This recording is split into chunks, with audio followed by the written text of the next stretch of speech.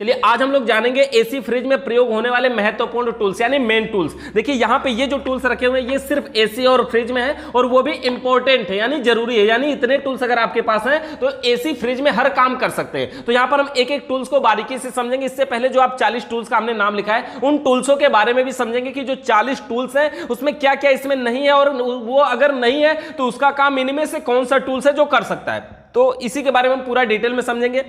तो चलिए सबसे पहला टूल्स हम देखिए एक सीरियल से उठाएंगे यहाँ पे और एक तरफ से उठाते हुए सबको क्लियर समझते हुए जाएंगे। और यहाँ पे हमारे जो बोर्ड है बाय साइड में लगा हुआ है उस बोर्ड पे टूल्सों के नाम हमने 40 लिख दिया है। नाम इसलिए लिखा है ताकि ये टूल्सों के नाम हमारे भूल ना जाए। तो क्लियर है। सबसे पहला टूल्स देखिए हमारा इसमें क्या है। सबसे पहला स्क्रू ड्राइवर।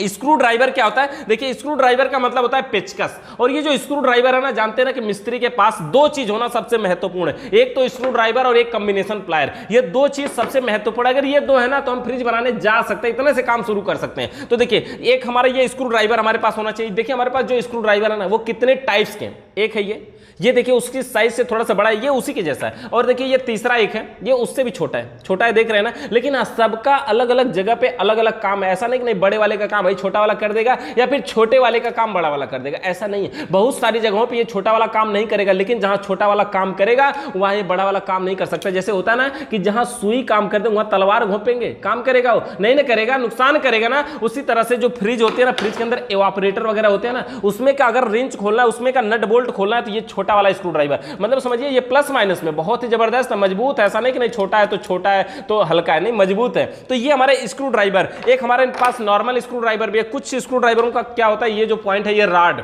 ये मोटा और पतला होता है। तो कहीं कहीं पे ये पतला वाला, ये मोटा वाला नहीं जाता है तो उसके लिए पतला भी रखना पड़ता है। तो उसमें हम पतला लगा करके आसान तरीके से ओपन कर लेते हैं, आसान तरीके से उसका यूज करते हैं। तो इस प्रकार से देखिए हमारे पास ये हो गया स्क्रू ड्राइवर। स्क्रू ड्राइवर के बाद अगर बात करें, देखिए हमारे पास ये छोटा टेस्टर भी होना चाहिए। तो ये पहला टूल्स हमारा स्क्रू ड्राइवर। दूसरे नंबर पे हमारा कॉम्बिनेशन प्लायर। कॉम्बिनेशन प्लायर का मतलब ये हमारे पास प्लायर है। और कॉम्बिनेशन प्लायर इसको क्यों बोलते हैं? ये कई कामों का कंबाइंड रूप है। कंबाइंड रूप का मतलब समझते हैं, मिला हुआ रूप है, यानी ये एक काम नहीं करता है, कई काम कर सकता है।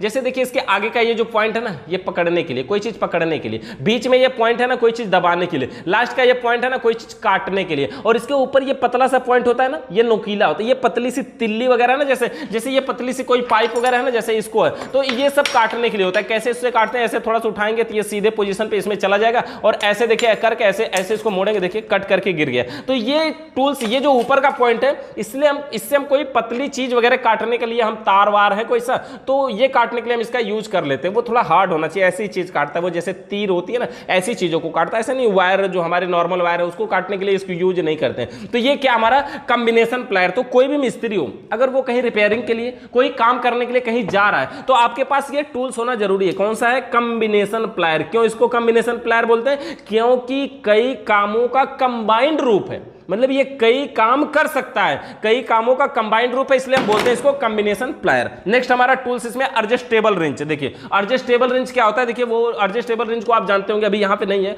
कहीं पे रखे हुए हैं। एडजस्टेबल रिंच क्या होता है? मतलब सलाई रिंच।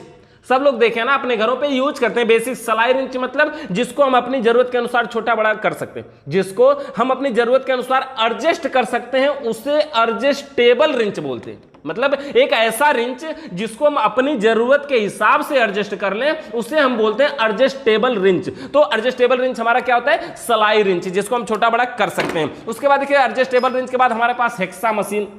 हेक्सा मशीन क्या होती है? हेक्सा मशीन का मतलब देखिए, हाई देख रहे हैं आरी ब्लेड मशीन देख रहे हैं ना, ये ब्लेड है ना, तो इसको हम बोलते हैं हेक्सा ब्लेड। अगर किताबी भाषा में नॉर्मली चेंज करें कि मतलब मैकेनिक या मिस्त्री किस भाषा में बात करते हैं, तो इसको बोलते हैं हेक्सा ब्लेड। और ये ब्लेड जिस फ्रेम में लगता है, ऐसे लग जाएगा ना, फिर ऐसे काटेंगे, तो ये जो ब्लेड है जिस फ्रेम में लगेगा उसको हम हेक्सा मशीन बोलेंगे। और ये क्या है? ये है हेक्सा ब्लेड। समझ गए ना? इसका कई लोहा वगैरह काटने के लिए यूज करते हैं। बेसिक सा है, जहां पे हमारे ये नॉर्मल टूल्स नहीं काटते वहां पे हम इसको काटते हैं। कोई अंदर है कुछ घिस के काटना है, कोई ताला वाला, मतलब समझ रहे हैं ना, कोई लॉक है या कोई लोहा है, तो ऐसी चीजों को हम काटने के लिए इसकी भी जरूरत पड़ती है हमारे एसी फ्रिज में। तो ये क्या हमारा है? ये हेक्सा ब्लेड है। और ये ब्लेड जिस फ्रेम में लगता है उसको हम क्या बोलते हैं? Hexa machine. मशीन होती है ना, वो पानी देने की मशीन को हम मशीन बोलते हैं ना, वैसे ये फ्रेम जिसमें लगता है वो एक प्रकार की मशीन ही बनाई गई है ना, तो हो गया हेक्सा मशीन। अगला पार्ट हमारा हैमर। हैमर को भी जानते होंगे, हैमर मतलब हथौड़ा जो हम कहीं पे ठोकने के लिए यूज करते हैं, है ना, कोई भी चीज ठोकने के लिए, ऐसे ठोकने के लिए। हैमर के बाद हम मैलेट भी यूज करते हैं। मैलेट का मतलब क्या होता है? लकड़ी का हथौड़ा। हथौड़ा ही है, अगर लोहे का है तो हम हैमर बोलेंगे, और अगर लकड़ी का है तो उसको हम क्या बोलते हैं? मैलेट बोलते हैं। तो हथौड़ा हो गया, हैमर और मैलेट। अगला पार्ट इसमें हमारा लिखा हुआ है ट्यूब कटर। अब देखिए ट्यूब कटर, इसमें ये हमारा है ट्यूब कटर। देखिए थोड़ा सा नजदीक से दिखाइएगा। ये ट्यूब कटर क्या होता है? कॉपर की पाइप को काटने के लिए हम ट्यूब कटर का यूज करते हैं। ये ट्यूब कटर कैसा होता है देख रहे हैं? ऐसे हम टाइट करते हैं तो इसका ये जो नो पॉइंट है ये आगे जा रहा है, देखिए कुछ इस प्रकार से यहां से आगे जा रहा है। और अगर हम इसको ऐसे पीछे की साइड में घुमाते हैं तो देखिए ये पीछे आ रहा है। और ये कार्य क्या करता है? ये किसी भी ट्यूब का मतलब क्या होता है? पाइप। जैसे देखिए ये हमारे पास एक पाइप है, ये कॉपर की पाइप है ना, अगर इसको काटना है तो हम क्या करेंगे? इस ट्यूब कटर के द्वारा काटेंगे। देखिए इसके ट्यूब कटर का ये पॉइंटर होता है और ये इसके बीच में ये जो गोल पॉइंट है ना, ये इसका ब्लेड होता है, और इसके अंदर यहाँ पे जो ये हमारी पाइप को रखने के लिए होता है, इसको हम वी ब्लॉक के नाम से जानते हैं। ऐसे देखिए इस प्रकार से हम इसमें रख देते हैं, और रखने के बाद इसको हम टाइट करते हैं। कितना टाइट करेंगे? ज्यादा नहीं, बस थोड़ा सा टाइट करेंगे कि ये इसमें टच हो जाए। टच हो जाए तो थोड़ा सा टाइट कर देंगे ताकि इसमें से गिरे ना। बस ज्यादा टाइट करेंगे तो पाइप पिचक सकती है। तो क्या करना है? थोड़ा सा टाइट कर लेना, फिर ऐसे गोल में घुमाना है। एक बार हमने घुमा लिया, फिर थोड़ा सा टाइट कर लेंगे, और फिर एक बार घुमाएंगे।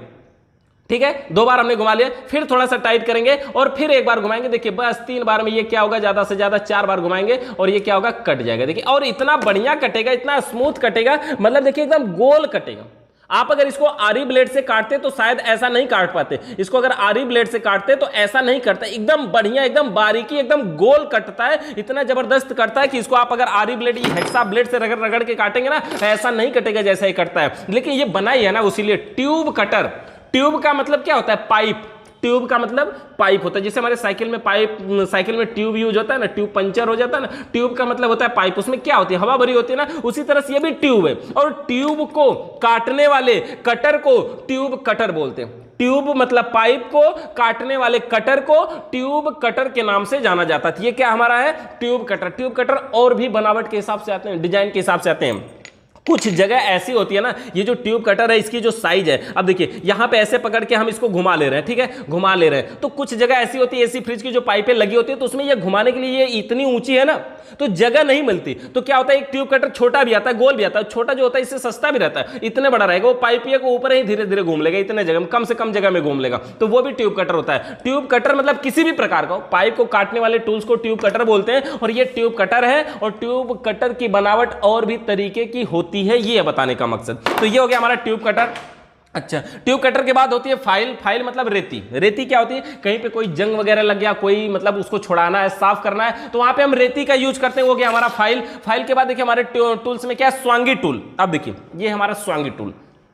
स्वांगी टूल क्या होता है? ये कॉपर की पाइप के भीतरी व्यास को बढ़ाने के लिए स्वांगी टूल का प्रयोग करते हैं। जैसे देखिए अभी थोड़ा सा हम इसको निकाल लेते हैं। इसमें देखिए कैपिलरी ट्यूब जुड़ी हुई है। हम क्या करते हैं? देखिए इसको प्लायर के द्वारा अगर काट के दिखाएं आपको, देखिए ऐसे काट देते हैं प्लायर के द्वारा। ये प्लायर के ऊपरी पॉइंट का यूज हमने किया। ये हमारे पास एक कॉपर की पाइप है। अब देखिए जैसे मान लीजिए ये कॉपर की पाइप है, तो पूरा बराबर व्यास की है ना, बराबर व्यास की है, और इसको हम ट्यूब कटर से काट देते हैं। ये हमारे पास ट्यूब कटर है। इसको अब हम यहां से क्या करते हैं? काट देते हैं। मान लीजिए यहां से हमने इसको काट दिया। अब काट करके क्या करेंगे? इसके ऊपर घुमाएंगे। कैसे काटेंगे? ऐसे दबाएंगे, फिर घुमाएंगे, फिर दबाएंगे, फिर घुमाएंगे, फिर दबाएंगे, फिर घुमाएंगे। देखिए एकदम बढ़िया से बारीकी से कट गया है। अब अगर इस पाइप को जोड़ना हो, हमको इस पाइप को अगर हमें जोड़ना हो इस प्रकार से, एक में दूसरे को डालना हो, तो क्या ये जाएगी? नहीं ना जाएगी। क्यों नहीं जाएगी? क्योंकि दोनों का व्यास बराबर है, दोनों की मोटाई बराबर है, एक के अंदर दूसरी नहीं जा सकती। तो ऐसी बहुत सारी सिचुएशन आती है कि हमको एसी फ्रिज की पाइपों को काट करके फिर से जोड़ना पड़ता है। तो अगर इसको जोड़ना हो तो हम क्या करेंगे? स्वांगी टूल का यूज करेंगे। स्वांगी टूल कहां रख दिया हम? तो ये स्वांगी टूल का प्रयोग करेंगे, ये वाला स्वांगी टूल। और स्वांगी टूल में हम क्या कैसे करेंगे? मतलब स्वांगी टूल को इसमें डाल करके, ये पाइप है देखिए, ये स्वांगी टूल जो है ना, ये 5 in 1 है, 5 का काम अकेले करने वाला है। मतलब है देख रहे हैं, सबसे ऊंचा है, उससे थोड़ा सा ये पतला है, उससे थोड़ा सा ये पतला है, उससे थोड़ा सा यहाँ, उससे थोड़ा सा पतला यहाँ, उससे सबसे पतला ये 5 है। 5 in 1, 5 का काम अकेले करेगा। 5 साइज की पाइपों को फ्लेयर बना सकता है। ये सबसे जो छोटी पाइप है, ये पाइप जो होती है मोटाई ना, ये मोटाई के हिसाब से आती है। फ्रिज में जो पाइप लगती है ये 1/4, 1/4 की पाइप होती है। अब देखिए इसी में क्या करते हैं? इसको डाल करके ऐसे, और इसको हम हैमर के द्वारा, देखिए हम यहाँ से हम प्लायर के द्वारा ठोक दे रहे हैं। वैसे प्लायर से ठोकने से प्लायर खराब हो जाता है, ये जो इतना रिफ्रेश चलता है ना, ये खराब हो जाता है। लेकिन यहाँ पे हम थोड़ा ठोक करके आपको दिखा देते हैं। तो इस प्रकार से इसको ठोकना होता है।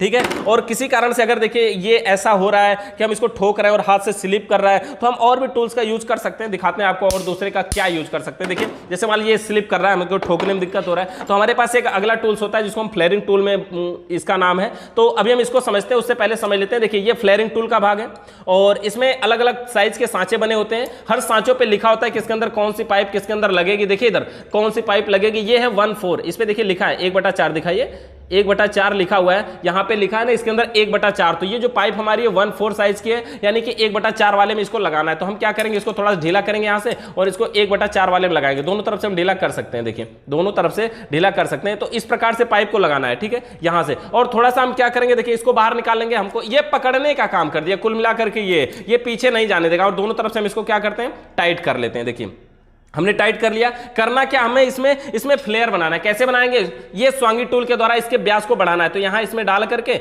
इसको, और देखिए अभी ये जा नहीं रहा है, तो इसको हम क्या करेंगे, ये प्लायर के द्वारा अभी ठोक रहे हैं, ये हैमर के द्वारा आपको ठोकना है। देखिए एक बार में हमने ठोका तो ये जो आगे का पॉइंट है, एक नोब, इसका एक जो बारी है ये चला गया इसमें। ये जो पहली बारी होती है ना, ये 1/4 साइज के हिसाब से ही बनी होती है। तो ये तो पहला चला गया, लेकिन पहला चला गया इसका मतलब ये नहीं हुआ कि पाइप फैल गई, नहीं। अभी ये पाइप अगर हम इसको डालते हैं इसमें तो ये नहीं जाएगा। तो क्या करना होगा, अगर ये इसका नोब का पहला के बाद दूसरा पॉइंट इसमें चला जाता है तो समझिए इसका व्यास बढ़ जाता है। तो कैसे करेंगे, इसी में डालना है और फिर इसको ठोकना है। थोड़ा सा देखिए एक बार में कंप्लीट नहीं ठोक देना कि पूरा फैल जाए, नहीं। ये व्यास जो है ना किनारे किनारे का वो टेढ़ा हो जाएगा। 1-2 बार ठोकने के बाद फिर रुक जाएंगे, फिर इसको ठोकेंगे फिर रुक जाएंगे, फिर इसको इसी में ठोकेंगे लगा करके और देखिए फिर रुक जाएंगे। इसी प्रकार से 3-4 बार करेंगे। ऐसे निकाल करके देख लेंगे कहीं टेढ़ा तो नहीं हो रहा है। और देखिए 3 से 4 बार ठोकेंगे। देखिए हमने यहाँ पे कंप्लीट इसको कर दिया। देखिए इसका व्यास बड़ा हो चुका है ऑलरेडी। देखिए हमने इसको बना दिया बढ़िया। अब ये हमारा फ्लेयर बन चुका है। फ्लेयर बनने के बाद अब अगर हमारी ये जो इसकी व्यास दूसरी वाली पाइप है जो इसमें से हमने काट के निकाला है, इसको अगर इसमें डालते हैं तो ये इसमें चली जाएगी। देखिए ये व्यास दिख रहा है आपको, कितना बढ़िया ये फ्लेयर बना हुआ है। अब इसको क्या करेंगे, इस पाइप में हम इसको डाल देंगे। यहां से देखिए ऐसे पाइप में हम इसको डाल देते हैं। देखिए ये रुक गया। अब रुकने के बाद क्या करेंगे, हम यहां से इस पाइप को निकाल लेते हैं। निकालने के बाद अब हम क्या कर सकते हैं, इसमें आराम से इसको वेल्डिंग कर सकते हैं। तो ये हो गया हमारा। देखिए इसको हम वेल्डिंग कर सकते हैं बिल्कुल आसानी से। ये पाइप हमारे इसमें चली गई ना, यानी कि कॉपर की पाइप के भीतरी व्यास को बढ़ाने के लिए हम किस टूल का यूज करते हैं, स्वांगी टूल का। ये स्वांगी टूल है, सुम्मी के आकार का बना होता है ना, गांव में लोग बोलते हैं ना ये सुम्मी के आकार का है। तो कॉपर की पाइप के भीतरी व्यास को यानी अंदर के व्यास को बढ़ाने के लिए स्वांगी टूल का प्रयोग किया जाता है। क्लियर हो गया। देखिए यहां पे ऐसा नहीं कि नहीं ये जुड़ गया छोड़ देंगे, नहीं, इसके ऊपर वेल्डिंग करना पड़ता है। लेकिन फिर भी नॉर्मल पाइप को ऐसे समझ रहा है, ऐसे सटा, देखिए कितना हार्ड गया। ऐसा नहीं कि ऐसे सटा करके वेल्डिंग कर देंगे तो उसमें क्या होगा, ब्रिजिंग रडवा अंदर टपक के चला जाएगा ना, तो ये जाम हो जाएगा। तो हमें क्या करना है, इसको व्यास को बढ़ाना है और आसान तरीके से पाइप को उसमें डालना है और बाद में इसको वेल्डिंग करके इसको जोड़ देना है। तो अभी हम जोड़ना भी आपको सिखाएंगे। उससे पहले देखिए हमारा ये क्लियर हुआ, स्वांगी टूल मतलब इसका कार्य क्या है, कॉपर की पाइप के भीतरी व्यास को बढ़ाने के लिए स्वांगी टूल का प्रयोग किया जाता है। ये हो गया हमारा स्वांगी टूल। अगला टूल्स देखते हैं, इसमें क्या हमारा फ्लेयरिंग टूल। देखिए अगला टूल्स हमारा फ्लेयरिंग टूल। फ्लेयरिंग टूल क्या होता है, देखिए ये जो टूल्स है ना हमारा, अभी इसमें हमने पाइप को लॉक करके दिखाया था। ये जो टूल्स है हमारा, ये फ्लेयरिंग टूल है, इसी का नाम है फ्लेयरिंग टूल। और ये सिर्फ अकेला फ्लेयरिंग टूल नहीं कहलाता है, इसके 2 भाग होते हैं। ये एक तो ये है, एक फ्लेयरिंग टूल का भाग ये है और एक ये है। ये 2 भाग होते हैं, जिसमें एक भाग का नाम होता है ब्लॉक, होता है ना ब्लॉक तहसील वाला, ये होता है ब्लॉक। और दूसरे भाग का नाम होता है योक। एक का नाम है ब्लॉक और दूसरे का नाम है योक, और दोनों मिलकर के क्या है, फ्लेयरिंग टूल। अच्छा, इसका कार्य क्या होता है, इसका कार्य होता है कॉपर की पाइप में फ्लेयर बनाना। फ्लेयर बनाने का मतलब क्या हुआ, जैसे देखिए ये हमारी कॉपर की पाइप है, एक पाइप है ना, ये पाइप है, इसमें से एक नट निकाल लेते हैं। ये जो नट है ना, ये नट का नाम है फ्लेयरिंग नट। और अगर इस नट को इस पाइप में, ये पाइप हम इसमें डाल दिए, इस नट को इस पाइप में, देखिए ये नट को बनावट देख लीजिए थोड़ा सा, देखिए कैसा है। इस नट की बनावट ऐसी है कि ये पीछे के सिरा इसका पतला होता है, आगे का सिरा इसका मोटा होता है। ये कॉपर का बना होता है, पीतल के जैसा है ना, देख रहे हैं ये पीतल का है। तो ये नट है हमारा फ्लेयरिंग नट। ये मार्केट में महंगा आता है, साइज के हिसाब से भी आता है। और यहाँ पे अभी इस पाइप में अगर देखेंगे तो हम इधर से अगर डाल रहे हैं तो ये इधर से निकल जाएगा, इधर से डालिए इधर से निकल जाएगा, देख रहे हैं ना। मतलब ये फ्लेयर बनाएंगे हम, क्या करेंगे, इस पाइप को, इसका जो एक तरह का व्यास है ना, उस स्वांगी टूल के नहीं, ऐसे कॉलर की तरह, मतलब फूल की तरह, देखिए जैसे इसमें थोड़ा सा बना हुआ आपको दिख रहा होगा, इसमें देख रहे हैं, तो ऐसे फूल की तरह हमें इसको बढ़ाना है, ताकि अगर हम ये नट को अंदर डालें तो ये बाहर ना निकले। और अगर ये बाहर नहीं निकलेगा तो यहां पे हम कोई गेज वगैरह लगा के टाइट कर सकते हैं, क्योंकि इस नट में अंदर की साइड में चूड़ियां बनी होती हैं। हो गया। अच्छा, इसको हम बना करके दिखाते हैं आपको कैसे बनाना है। देखिए उसी तरह से हम 1/4 में लगाएंगे इसको। देखिए ये जो हमारा इसका नाम होता है ब्लॉक, जिसमें हम पाइप को लॉक करते हैं उसे ब्लॉक कहते हैं। तो इसका जो 1/4 साइज है उसी में इसको लगाना है। तो देखिए 1/4 में हम क्या करें, ऐसे लगा दे रहे हैं। अच्छा, इसके दो पॉइंटों को जरूर ध्यान देना। देखिए किस तरफ ये बाहर निकालेंगे। ये जो ब्लॉक है ना, एक तरफ देखेंगे इसका जो ये बारी होता है ना, ये गोल गोल है। देखिए ये बारी जो है ये गोल गोल है, देख रहे हैं एकदम गोल है। लेकिन इसका जो देखिए इस प्रकार से है, एकदम गोल है ना, लेकिन इसका जो दूसरा सिरा होगा, अगर पीछे का सिरा देखेंगे तो इसकी ये जो बारी है ना, ये खड़ी बारी है, देख रहे हैं एकदम खड़ी बारी है। तो जिधर गोल है ना उधर की साइड से बाहर करना है, तभी तो फ्लेयर बन पाएगा ना। तो ये जिधर गोल है, जैसे 1/4 की पाइप है और इसको हम देखिए पाइप की साइज के अनुसार 1/4 वाले में लगाते हैं। और देखिए यहां पर, और इस प्रकार से हमने इतना निकाला बाहर, ज्यादा बाहर नहीं निकालना है, ज्यादा बाहर निकालेंगे तो मुड़कर खराब हो जाएगी। तो इस प्रकार से हम क्या करते हैं, इसको टाइट कर देते हैं दोनों तरफ से। टाइट करने के बाद ये हमने टाइट कर दिया। अब इसको पकड़ना समझिए कि फ्लेयर हम कैसे बनाएंगे। ये हमारा क्या है, इसका नाम है योक। योक कॉपर की पाइप में फ्लेयर बनाने का कार्य करता है। कैसे बनाता है, देखिए इसको हम जब टाइट करते हैं ना, ऐसे घुमाते हैं ना, तो ये देखिए चूड़ियों पे ये जो लट्टू के आकार का पॉइंट है ये नीचे जा रहा है, और जब हम इसको ऐसे ऊपर घुमाते हैं, वापस घुमाते हैं, तो ये जो लट्टू वाला पॉइंट है ये ऊपर जा रहा है, देख रहे हैं ना, ये ऊपर जा रहा है। तो इसको हम ऊपर कर लेंगे। पहले हो गया क्लियर कि इसको ऊपर पहले कर लेना है। उसके बाद देखिए ये जो नीचे पकड़ने का ये पॉइंटर देख रहे हैं आप, यहां से ऐसे कटा हुआ दिख रहा है ये इस साइड में, तो इस साइड में आपको नहीं दिख रहा होगा, एक ही साइड में दिख रहा है। ये दोनों में दो तरफ बना होता है। इसमें इस तरफ है तो इसमें भी है, लेकिन इधर की साइड में देखिए, जैसे इसको हम पलट करके आपको दिखाते हैं, देखिए इसमें इस साइड है, यहां पे इस साइड है, देखिए कुछ दोनों में है, लेकिन ये दोनों में दो तरफ, एक तरफ नहीं है। इससे क्या होगा कि जब हम पाइप पे ऐसे लगाएंगे और ऐसे घुमाएंगे तो इधर वाला जो कटा है उधर जाके दबाएगा, इधर वाला इधर जाके दबाएगा। मतलब समझ रहे, ऐसे करके ऐसे दबाना है, ऐसे देख रहे हैं, इधर वाला कटा हुआ ऐसे लॉक हुआ और इधर वाला ऐसे लॉक हुआ, मतलब दोनों लॉक हो गए। समझ गए क्या? ध्यान से देखिए, यहां पे ये एक तरफ कटा हुआ है, ये दूसरी तरफ कटा हुआ है, देख रहे हैं ना इसका कट कैसा बना हुआ है। तो ये पाइप पे जाके फंसता है, इसको हमने सीधा करना है। ये लट्टू का पॉइंट ऐसा ध्यान देना है कि ये पाइप के बीच में जाए, ऐसे इस प्रकार से इसको सीध में रखना है और इसको थोड़ा सा घुमा लेना है। ये लट्टू के आकार का पॉइंट देखिए पाइप के बीच में है थोड़ा सा, लेकिन ऊपर दिख रहा है ना, कोई बात नहीं, अभी हम इसको टाइट करते लेके जाएंगे तो ये देखिए उसके अंदर जाएगा, पाइप के बीच में जाना चाहिए। तो इसको बस यही ध्यान देना कि पाइप के बीच में जाना चाहिए। देखिए यहां पर देखिए ये पाइप के बीच में जाएगा, अभी ये देखिए पाइप के बीच में जा रहा है ना। और इसको हाथ से पकड़ने का भी तरीका देखिएगा, ये दोनों के साथ कैसे पकड़ेंगे। एक उंगली ये वाली लगी हमारी जो इधर की खींच रही है, इधर से अंगूठा है जो उधर की दबा रहा है, इसी प्रकार से इसको पकड़ना है, कुछ नहीं है, आसानी से इसी प्रकार से पकड़ना है और फिर इसको अब टाइट करना है। अब देखिए थोड़ी सा टाइट कर देंगे अगर, तो अब ये पाइप के बल पे लोड हो गया। देखिए अब ये गिरेगा नहीं इसमें से, देख रहे हैं ना, अब ये इसमें से गिरेगा नहीं। अब इसको क्या करना है, आपको उसी तरह से पकड़ना है, इसको ऐसे पकड़ना है और क्या करना है, इसको टाइट करना है। टाइट कर दिया एक बार, फिर बैक कर लेना है, पूरा कंप्लीट नहीं टाइट करना, थोड़ा सा आधा चूड़ी टाइट करना है और फिर दोबारा इसको थोड़ा सा टाइट करना है, फिर बैक कर लेना है, फिर थोड़ा सा टाइट करना है, फिर बैक कर लेना है, फिर थोड़ा सा टाइट करना है, फिर बैक कर लेना है। ऐसे 3-4 बार करेंगे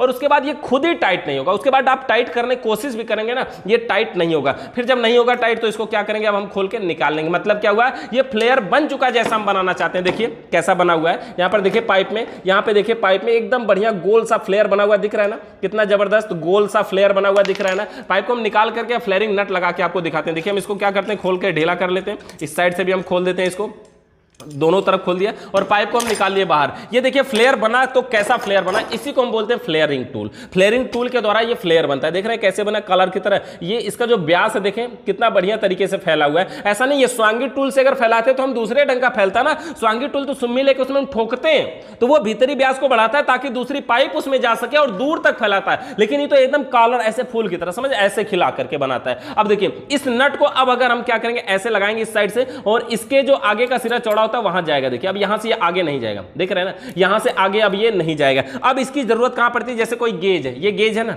इस गेज में मान लीजिए इस नट को लगाना है, इस पाइप को जोड़ना है। अब हम क्या करेंगे, यहां पे ऐसे लगा करके इसकी साइज के हिसाब से देखिए इसको हम टाइट कर सकते हैं। देख रहे हैं इस प्रकार से अब ये पाइप इसमें जुड़ चुकी है। नहीं तो इसको हम वेल्डिंग तो करते नहीं बार बार, तो ऐसा फ्लेयरिंग नट लगाने की हमें जरूरत बहुत पड़ती है। एसी में भी बार बार पड़ती है, फ्रिज में भी बार बार पड़ती है। तो ये हम किस टूल्स के द्वारा बनाते हैं, फ्लेयरिंग टूल के द्वारा बनाते हैं। फ्लेयरिंग टूल क्या होता है, कॉपर की पाइप को फ्लेयर करने के लिए हम फ्लेयरिंग टूल का यूज करते हैं। और फ्लेयरिंग टूल में कितने भाग होते हैं, 2 भाग होते हैं, जिसमें एक भाग का नाम होता है ब्लॉक, यही है, और दूसरे भाग का नाम होता है योक। ब्लॉक का मतलब जिसमें पाइप को लॉक किया जाता है उसे ब्लॉक कहते हैं, और जिसको लगाकर फ्लेयर बनाया जाता है उसे योक कहते हैं। तो ये 2 पार्ट हमारे हैं, एक का नाम है ब्लॉक और दूसरे का नाम है योक। ये हमारे 2 पार्ट होंगे। अच्छा, ब्लॉक और योक के बाद देखिए swaging tool, flaring tool, compound gauge, और फ्लेयरिंग टूल के बाद हमारा है कंपाउंड गेज। कंपाउंड गेज क्या होता है वो दिखाते हैं आपको, थोड़ा सा 1 मिनट रोकिए, फैन चालू करते हैं। तो ये देखिए हमारा कंपाउंड गेज है, यहाँ पे ये कंपाउंड गेज है, और ये जो कंपाउंड गेज है ना इसी को बोलते हैं। और कंपाउंड गेज क्या होता है, इसके द्वारा एसी फ्रिज के सिस्टम में हम प्रेशर चढ़ाते हैं, वैक्यूम भी कर सकते हैं, गैस चार्ज कर सकते हैं। प्रेशर चढ़ाना इसका नियम नहीं है, इसका नियम है कि हम इससे वैक्यूम करते हैं, मतलब प्रेशर को निकालते हैं और इसके द्वारा हम गैस चार्ज करते हैं। वैक्यूम करना, देखिए प्रेशर गेज क्या होता है कि प्रेशर गेज और ये है कंपाउंड गेज। कंपाउंड गेज और प्रेशर गेज में क्या डिफरेंट होता है, दोनों गेज देखने में एक जैसे हैं, कलर में डिफरेंट होते हैं। पहले यहां देख लीजिए, इसके अंदर ये दोनों गेज हैं, ये जो रेड कलर में है ये प्रेशर गेज है, ये जो ब्लू कलर में है ये कंपाउंड गेज है।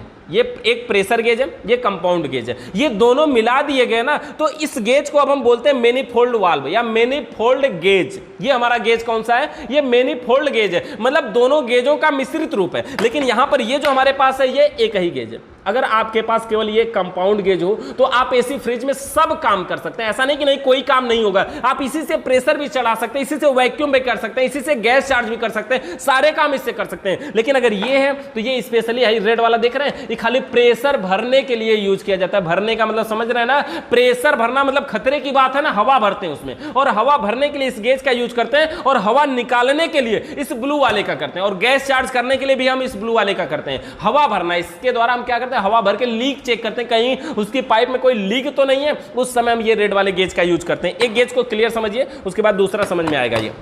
ये कौन सा गेज हमारा है, कंपाउंड गेज है। क्वालिटी क्या, कैसे पता चला कि ये कंपाउंड गेज है, प्रेशर गेज में क्या डिफरेंट है, तो देखिए प्रेशर गेज में क्या होता है ना, ये जो सुई है ना इस टाइम यहाँ जहां पे है जीरो पे है, देख रहे हैं ना, जीरो से नीचे आएंगे तो -10 -20 -30 का ऑप्शन होता है इसमें, -10 -20 -30 भी होता है। और अगर प्लस की बात करें तो प्लस साइड में भी यहाँ पे देखिए इसमें होता है कि ये 10 20 30 40 50 करके होता है, यानी कि इसमें सुई माइनस में भी जाने के लिए जगह होती है, इसलिए इसे कंपाउंड गेज के नाम से जाना जाता है। क्लियर है, कंपाउंड गेज मतलब इसमें सुई माइनस में भी जाती है, इसलिए इसे कंपाउंड गेज के नाम से जाना जाता है। देखिए ये जो गेज है ना, इसमें देखिए पाइप जोड़ने के लिए दो सिरे, एक तो एक साइड है, दूसरा दूसरी साइड है, एक साइड में एक नीचे, एक साइड में एक नीचे, एक साइड में और एक नीचे है। और दाहिने साइड में देख रहे हैं ये हैंडल होता है, हैंडल हमेशा दाहिने साइड में होता है, ध्यान दीजिए बाएं साइड में नहीं होता है। दाहिने साइड में होने से क्या फायदा होता है, दाहिने हाथ में हमारे पावर ज्यादा होती है ना, तो ये दाहिने साइड में हैंडल होता है। अच्छा, इसी के द्वारा हम आसानी से खोल बंद कर सकते हैं। और देखिए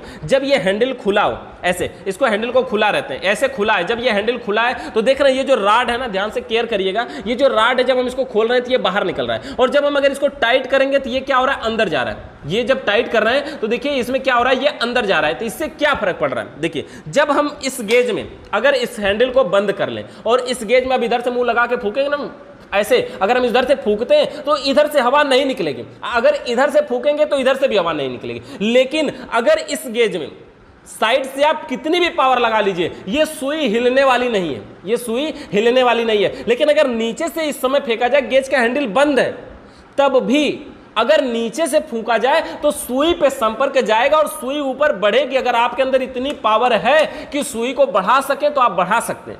मतलब समझ रहे हैं, गेज का हैंडल बंद कर देने के बाद भी ये जो नीचे का संपर्क है वो सुई से डायरेक्ट होता है, लेकिन जब हैंडल बंद करते हैं तो साइड वाला बंद हो जाता है। जानते हैं इसमें बंद क्या होता है, ये जो राड की तरह है ना, जब हम टाइट कर रहे हैं तो अंदर निकल के जा रहा है ना, तो ये अंदर जा करके यहीं पे इस वाले पॉइंट को, इस वाले रास्ते को बंद करता है, नीचे वाले को नहीं बंद करता है। नीचे वाले का संपर्क सुई से बना रहता है, समझ गए। इसलिए अगर हम फ्रिज में प्रेशर भर रहे हैं, मान लीजिए कि फ्रिज में प्रेशर भर रहे हैं, तो इसका कौन सा भाग फ्रिज में लगेगा, नीचे वाला। क्यों, क्योंकि फ्रिज में कितना प्रेशर भरा है वही तो हमें चेक करना है।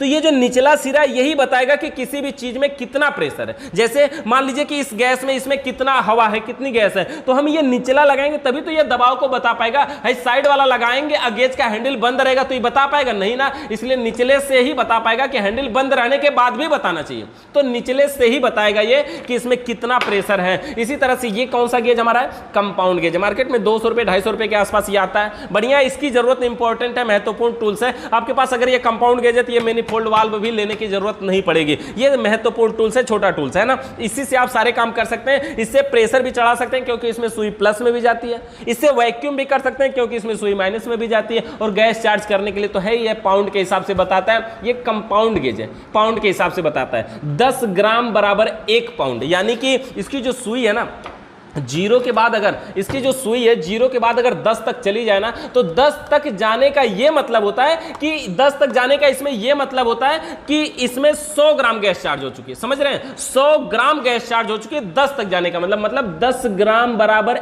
1 पाउंड। इस पे ध्यान दीजिएगा, ये मैथ की भाषा में नहीं, कंपाउंड गेज के हिसाब से। मैथ की भाषा में भी कोई मैथ पढ़ने वाले होंगे तो कहेंगे 453 ग्राम बराबर 1 पाउंड होता है। आप गूगल में सर्च करिए 453 ग्राम दिखाता है, लेकिन ये कंपाउंड गेज के हिसाब से 10 ग्राम बराबर 1 पाउंड है, तो 10 पाउंड बराबर क्या होगा, 100 ग्राम हो जाएगा। तो ये कौन सा गेज हमारा है, कंपाउंड गेज है। अच्छा, कंपाउंड गेज के बाद क्या हमारा प्रेशर गेज हो गया। अच्छा, प्रेशर गेज, कंपाउंड गेज और ये मैनिफोल्ड वाल्व।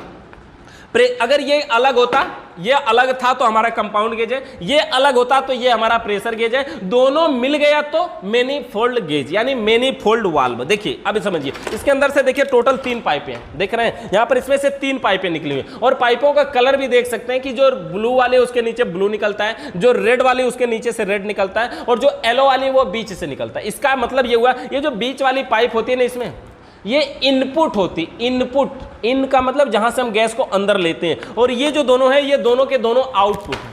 ये इनपुट एक ही है और आउटपुट 2 है। अच्छा, इनपुट का क्या मतलब हुआ, जैसे मान लीजिए कहीं से हमें हवा भरना है, इसमें से गैस भरना है ना, इस कैन में से गैस भरना तो ये कैन में लगेगी, और फ्रिज में भरना है तो ये वाली जो पाइप है ये फ्रिज में जाके लगेगी। समझ गया ना, इनपुट का मतलब ये बीच वाला जो पॉइंट है ये इनपुट है और ये वहां लगेगा जहां से गैस आएगी, और ये दोनों पॉइंट वहां लगेंगे जहां पे गैस जाएगी। अब समझिए, दोनों पॉइंट का मतलब कंफ्यूज मत होइएगा, दोनों पॉइंट का मतलब ये होता है कि जिस गेज का हमें यूज करना है, जैसे कंपाउंड गेज का यूज करना है तो कंपाउंड गेज के नीचे वाली पाइप को हम लगाएंगे आउटपुट में, और अगर हमें प्रेशर गेज का यूज करना है तो प्रेशर गेज वाली पाइप को हम लगाएंगे आउटपुट में। इस प्रकार से लगाना है। एक टाइम में एक ही गेज का हम यूज करते हैं, दोनों एक साथ नहीं चलते हैं, एक टाइम में एक ही का यूज करते हैं। और क्या कंडीशन क्या है कि जिस गेज का यूज करेंगे उसका हैंडल खुला रहेगा, ऐसे ये खुला रहेगा, और जिसका यूज हम नहीं करेंगे उसका हैंडल बंद रहेगा। मतलब एक टाइम एक ही हैंडल खुला रहेगा। अब देखिए, इसको भी खोल दिए, इसको भी खोल दिए तो हवा दोनों तरफ से निकल जाएगी। समझ गए। देखिए क्या होता है, जब हम इस बीच वाले पॉइंट से गैस इन करती है तो यहां से जाएगी। अब देखिए ये हैंडल बंद है तो क्या हमने बताया कि ये यहां से बंद कर देगा, साइड वाले को बंद करता है, नीचे का संपर्क सुई से डायरेक्ट रहती है ना, नीचे का संपर्क सुई से डायरेक्ट रहती है ना, तो अब ये हैंडल बंद है, यानी कि इस गेज में हवा नहीं आएगी, इस रेड वाले गेज में, लेकिन ये ब्लू वाले में तो आएगी ना। अब ये ब्लू का हैंडल खुला है तो ये बीच से इन होगा, ब्लू वाला खुला होने के कारण ये ब्लू वाले से निकल जाएगा। अगर हम इसको बंद कर देते हैं, यहां से हम टाइट करते हैं तो ये रेड वाले से निकल जाएगा। अगर ये येलो वाले से बीच से गैस आ रही है तो यहां रेड वाले से बाहर निकल जाएगा, क्योंकि इसका हैंडल खुला हुआ है। तो जिस गेज का हमें यूज करना होता है उस गेज के हैंडल खुला रहता है, और जिसका यूज नहीं करना होता है उसका हैंडल बंद रहता है। इस प्रकार से होता है हमारा। अब देखिए इसके बीच में देखेंगे ना, ये गेज, ये जो गेज है इसके बीच में देखेंगे तो यहां पे एक शीशा बना होता है। शीशा ये क्या कार्य करता है, जब इसमें से गैस क्रॉस करती है ना, जब इसमें से गैस क्रॉस करती है तो जैसे जो गैस होती है उसका कलर होता है, तो वो इसमें शो करती है कि हाँ गैस किधर से किधर जा रही है, या फिर किस कलर की जा रही है, या फिर जा रही है कि नहीं जा रही है। तो यहां से इसके द्वारा हम पता कर सकते हैं, ये इसीलिए देखने के लिए लगता है। और ये देख रहे हैं इसका टंगना होता है। टंगना मतलब कहीं भी काम करना है, कंडेंसर वगैरह में लगा के इसको टांग दीजिए, अपना काम करते रहिए और इसको देखते रहिए, किसी को पकड़ने की जरूरत नहीं है। ये कौन सा गेज हो गया हमारा, मैनिफोल्ड वाल्व इसको बोलते हैं। क्या बोलते हैं, मैनिफोल्ड वाल्व। और इसके बाद देखिए हमारा क्या है, एलन की। एलन की क्या होता है, ये देखिए एलन की, देख रहे हैं ये टपारिया का है एलन की। ये एलन की का सेट है, वैसे 4 नंबर और 5 नंबर, ये दो ही एलन की का यूज हम एसी में करते हैं, 4 नंबर और 5 नंबर। बाकी इसमें तो हर नंबर की है, देख रहे हैं इसमें सेट है ये पूरा। एलन की का मतलब समझते हैं ना, एल के आकार की होती है। ये देख रहे हैं 4 नंबर 5 नंबर, ये यही वाला है। इन सब का हम इन्हीं 4 और 5 का दोनों का यूज हम सबसे ज्यादा करते हैं एसी में। बाकी फ्रिज में तो इसकी जरूरत ही नहीं है, वॉशिंग मशीन में भी कुछ एलन की आवश्यकता पड़ती है। तो ये हमारा एलन की, एल के आकार का होता है। कहीं अंदर लगे नट को खोलने के लिए हम यूज करते हैं, ऐसे देखिए कहीं अंदर नट लगा होता है कहीं कहीं पे, तो ऐसे डाल करके हमको ऐसे ऐसे करके इसको खोलना होता है। एलन की के बारे में जानते हैं, देखने में अंग्रेजी के यल के आकार का है ना, इसलिए हम इसको एलन की के नाम से जानते हैं। नॉर्मल है, कुछ नहीं है, एलन की हो गया हमारा। अच्छा, एलन की के बाद हम आ रहे हैं उसमें क्या है, पिचिंग प्लायर। ये देखिए अगला जो हमारा प्लायर है ये है पिचिंग प्लायर। पिचिंग प्लायर का कार्य क्या होता है, ये कापर की पाइप को पिंच करने के लिए हम पिचिंग प्लायर का यूज करते हैं। कापर की पाइप को पिंच करने के लिए हम पिचिंग प्लायर का यूज करते हैं। ये हो गया हमारा पिचिंग प्लायर, समझ गए ना। कापर की पाइप को पिंच करने के लिए हम पिचिंग प्लायर का यूज करते हैं। क्या करता है ये, देखिए ये कॉपर की पाइप को पिंच करता है। पिंच करने का मतलब क्या होता है, हवा को एक साइड से दूसरी साइड तक नहीं जाने देगा, इतनी पाइप को दबा देगा। जैसे देख रहे हैं ये पाइप है ना, अगर हम यहाँ से फूके हवा इधर से क्रॉस होगी, लेकिन ये पिलास है, एक प्लायर है, देखिए इसका ये जो नोब है ना, देख रहे हैं ये गोल बना है, ये किसी पाइप को काटेगा नहीं, पाइप टूटेगी नहीं, कटेगी नहीं, लेकिन गोल में इतना पिंच मुलायम दबा देगा कि उसमें से गैस भी नहीं निकल पाएगी, इतना दबाएगा। और देखिए इसके पीछे क्या होता है, ये चूड़ी वाला देख रहे हैं, यहाँ से अगर हम ढीला करते हैं, जैसे इसको हम पूरा दबा लेते हैं पूरा, तो भी ये इतना देखिए गैप खुला हुआ है। इसको हम अगर और ढीला कर देते हैं तो हम कितना चाहते हैं, देखिए इतना चाहते हैं कि पूरा दबाने के बाद भी इतना खुला रहे, तो उतना खुला रहेगा। मतलब पाइप को कितना दबाना है, जैसे हम देखिए यहाँ पे अगर पूरा दबाएं तो इतना हम खुले हुए पे सेट किए थे, इसका मतलब ये थोड़ा सा दबाएगा।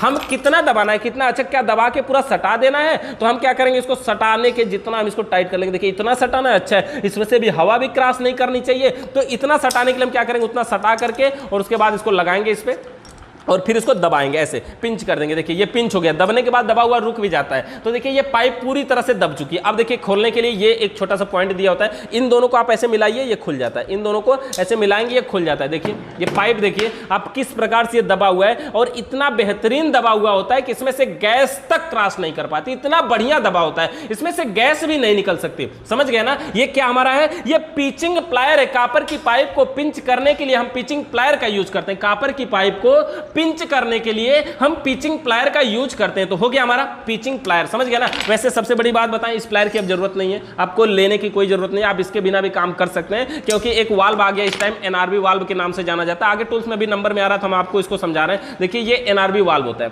इसके द्वारा हम एसी फ्रिज में गैस चार्ज करते हैं, उसके बाद लास्ट में गैस ऑटोमेटिक लॉक भी हो जाती है। तो ये होता है हमारा एनआरबी वाल्व। तो आसानी से, एनआरबी का मतलब होता है नॉन रिटर्न वाल्व, ये हो गया। अच्छा नंबर के हिसाब से हम चलते हैं आगे। हमारे पाइप मोल्डर हमारे यहाँ पे था स्प्रिंग की तरह, ये है देखिए पाइप मोल्डर।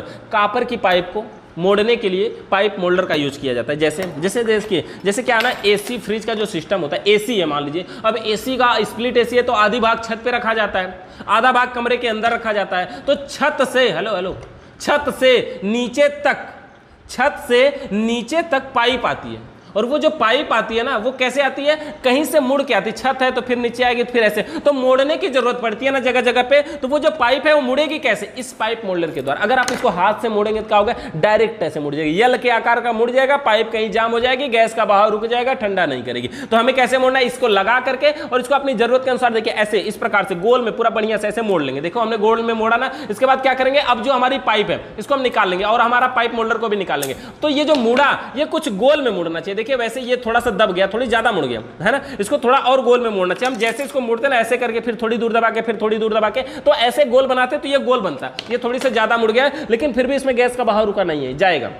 अच्छा, इस प्रकार से कॉपर की पाइप को सुव्यवस्थित यानी बढ़िया तरीके से मोड़ने के लिए हम पाइप मोल्डर का यूज करते हैं। पाइप मोल्डर ये स्प्रिंग की तरह भी आता है, और भी तरीके के आते हैं, और भी इसकी बनावट अलग अलग तरीके की होती है। पाइप मोल्डर अभी आप गूगल में सर्च करिएगा, अलग अलग प्रकार के आपको टूल्स देखने को मिलेंगे। तो पाइप मोल्डर का कार्य क्या होता है, कॉपर की पाइप को मोड़ने के लिए हम पाइप मोल्डर का यूज करते हैं। कॉपर की पाइप को मोड़ने के लिए हम पाइप मोल्डर का यूज करते हैं, हो गया। अच्छा, इसके बाद हमारा टूल्स में देखिए पाइप मोल्डर हो गया, हमारा ब्लैंप टेस्टर हो गया, कंटिन्यूटी टेस्टर। ये जो नॉर्मल टेस्टर है ना, इसी को हम बोलते हैं ब्लैंप टेस्टर। लैंप जलता है ना, तो ब्लैंप टेस्टर हो गया, लाइट में लगा चेक करते हैं लाइट है कि नहीं है। और कंटिन्यूटी टेस्टर देखिए ऐसा, ये देख रहे हैं कुछ टूटा हुआ है, मेन टूल्स अभी मिल नहीं रहा था, लॉकडाउन की वजह से क्लास नहीं चल रहा है, तो जो टूल्स हैं अपने पास पुराने बचे हुए उन्हीं में से दिखा रहे हैं। ये देखिए कंटिन्यूटी टेस्टर है, इनके जो ऐसी बनावट होती है, जब दोनों को टच करवाएंगे इसके अंदर रेड कलर का बल्ब जलता है, वो लगा होता है, छोटी बैटरी भी लगी होती है। ऐसे हम टच करवाते हैं तो इसमें बल्ब जलता है, ऐसे टच करवाते हैं तो इसमें बल्ब जलता है। ये क्या है, कंटिन्यूटी, मतलब यहां से यहां अगर हम रखते हैं, अगर ये सही होता है तो इसमें बल्ब जलता है। तो ये कंटिन्यू मतलब एक पॉइंट से दूसरे पॉइंट में लाइट कंटिन्यू जा रही है कि नहीं जा रही है, ये जानने के लिए हम यहां पे कंटिन्यूटी टेस्टर का यूज करते हैं कि एक पॉइंट से दूसरे पॉइंट में लाइट कंटिन्यू जा रही है कि नहीं जा रही है, यही जानने के लिए हम कंटिन्यूटी टेस्टर का यूज करते हैं। उसके बाद अगले पॉइंट पे हमारा इंसुलेटर कटर। इंसुलेटर कटर मतलब जानते हैं, वायर कटर मतलब तार को काटने वाला। ये देख रहे हैं तार को काटने वाला। अब तार के ऊपर जो रबड़ या पीवीसी का बना होता है ना, जो प्लास्टिक, उसको हम इंसुलेटर के नाम से जानते हैं। और अगर उसी को काटने वाले कटर को हम इंसुलेटर कटर कहते हैं। तार को बार बार दांत से नहीं छीलना चाहिए, मिस्त्री आदमी है ना, आपको बार बार छीलने की जरूरत पड़ सकती है ना, तो इसलिए उसमें जानते हैं वो जो तार का रबड़ पीवीसी होता है, दांत में कहीं फंस जाता है ना, कैंसर जैसी बीमारी होने की भी संभावना होती है। तो इसलिए हमें क्या करना चाहिए कि हमें हमेशा इस वायर जो इंसुलेटर कटर है, इसी के द्वारा हमें वायर को छीलना बेलना चाहिए, सही करना चाहिए या काटना चाहिए। दांतों का यूज कम से कम करना चाहिए। जैसे कोई मिस्त्री नहीं है, कभी कभी यूज है तो हाँ मान लीजिए हो गया एक आध बार, लेकिन अगर कोई हमेशा यूज करता है ना तो उसके लिए ये इंसुलेटर कटर होना जरूरी है, वायर कटर होना जरूरी है। ये हो गया हमारा इंसुलेटर कटर। इसके बाद हमारा क्या वाइस टूल्स। वाइस टूल्स क्या होता है, देखिए ये बढ़ई लोग रखते हैं जो मेज ब्रेंच पे नहीं कोने में लगा के सेटिंग कर लेते हैं, वो इसकी जरूरत नहीं यार, उसको आगे बढ़ते हैं। और इसके बाद अगला पॉइंट हमारा बेल्डिंग गन। अब देखिए हम आपको बेल्डिंग करके भी दिखाएंगे, उससे पहले हम आपको थोड़ी सी बेल्डिंग गन के बारे में समझा देते हैं। बेल्डिंग गन का यूज कैसे करते हैं वो भी समझेंगे। देखिए ये बेल्डिंग गन का कैन हम इसको रख देते हैं साइड में।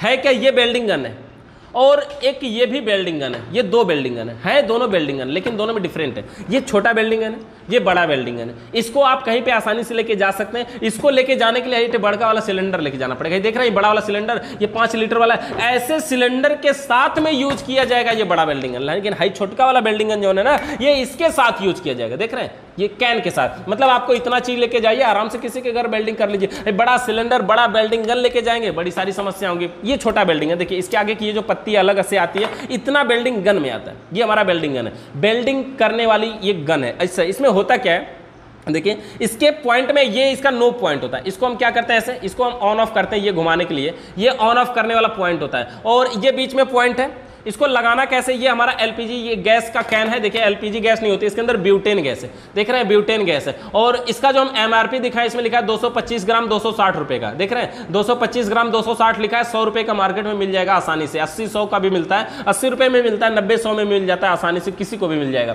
तो ये हमारा ब्यूटेन गैस है। अब ये जो गैस है, इसी गैस पर इस बेल्डिंग गन को लगाना है। ये छोटा बेल्डिंग गन, देखिए ये इसके पार्ट खुलते भी हैं, हम आपको यहाँ से भी दिखा देते हैं थोड़ा सा। ये यहाँ से इसके पार्ट खुलते हैं अलग से, ये देख रहे हैं ना, बंदूक की गोली की तरह लगता है देखने में। इस प्रकार से इसके पार्ट खुलते हैं। और यहाँ से भी देखिए इसका ये दूसरे पार्ट भी खुलता है, ये बीच से भी, इसके बाद भी यहाँ से खुल जाता है। 2-3 जगह से खुलता है। कभी कभी ये जाम हो जाता है तो खोल करके इसको साफ भी करना पड़ जाता है। तो देखिए इसको लगाना कैसे, ऐसे सेट करना है, यहाँ पे दबाना है, यहाँ पे सीधा सीधा इसी के कटे हुए खाने में दबा के इसको थोड़ा सा घुमा लेना है। ये लग के सेट हो गया। अभी हम इसको चला करके दिखा रहे हैं, उससे पहले इसको भी समझ लेते हैं। ये बड़ा बेल्डिंग गन है, ये छोटा बेल्डिंग गन। ये जो बड़ा वाला है ना, देखिए इसको क्या करना है, इसको यहां से ऑन ऑफ करने वाला हैंडल दिया गया है। यहां से ये आग फेंकेगा और है कहां लगेगा, बड़का वाला रेगुलेटर में। है 5 लीटर वाले के अलावा अगर आपके पास 14 लीटर वाला जो घरों में खाना बनाने के लिए हम यूज करते हैं, उसमें भी ये काम कर जाएगा। लेकिन जानते हैं क्या डिफरेंट है।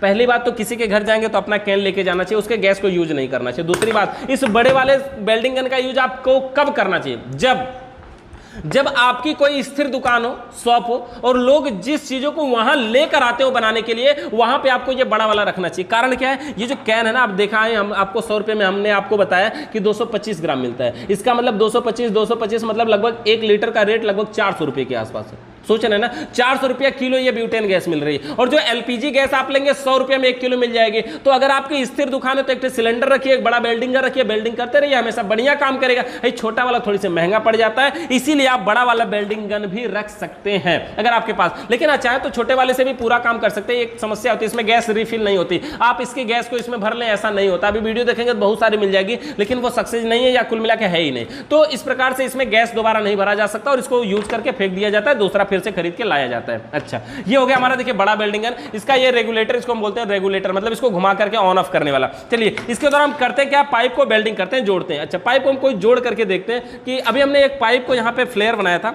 एक फ्लेयर बनाया था। कहाँ गया वो पाइप, ये वाली पाइप है, ये वाली पाइप नहीं है। यहाँ पे एक पाइप हमारी और थी, तो ये पाइप थी, शायद हमने इसी को पिंच कर दिया। देखिए ये वाली पाइप थी, इसी को हमने पिंच कर दिया। तो चलिए हम इसको फिर से बना लेते हैं, ट्यूब कटर से इसको हम काट देते हैं। और इसी पाइप को हमने वो स्वांगी टूल के द्वारा इसके भीतरी व्यास को बढ़ाया था ना, इसलिए अब इसको हमें क्या करना है, इसको हम फिर से ट्यूब कटर से देखिए इस प्रकार से काट लेंगे, लगा करके ट्यूब कटर से हमने काट दिया। और इसको हम फ्लेयर बना लेंगे, किसी एक को बना सकते हैं। तो चलिए हम इसी को बना लेते हैं, ये जो सीधा वाला पॉइंट है। फ्लेयर कैसे बनाते हैं, इसमें ये हमारा क्या है, इसका नाम ब्लॉक। ब्लॉक में पाइप को लगाएंगे, लॉक करेंगे, जिस साइज की पाइप है उसी साइज में लगाएंगे। 1/4 की पाइप है, 1/4 वाले में लगाएंगे और इसको टाइट कर देंगे दोनों तरफ से।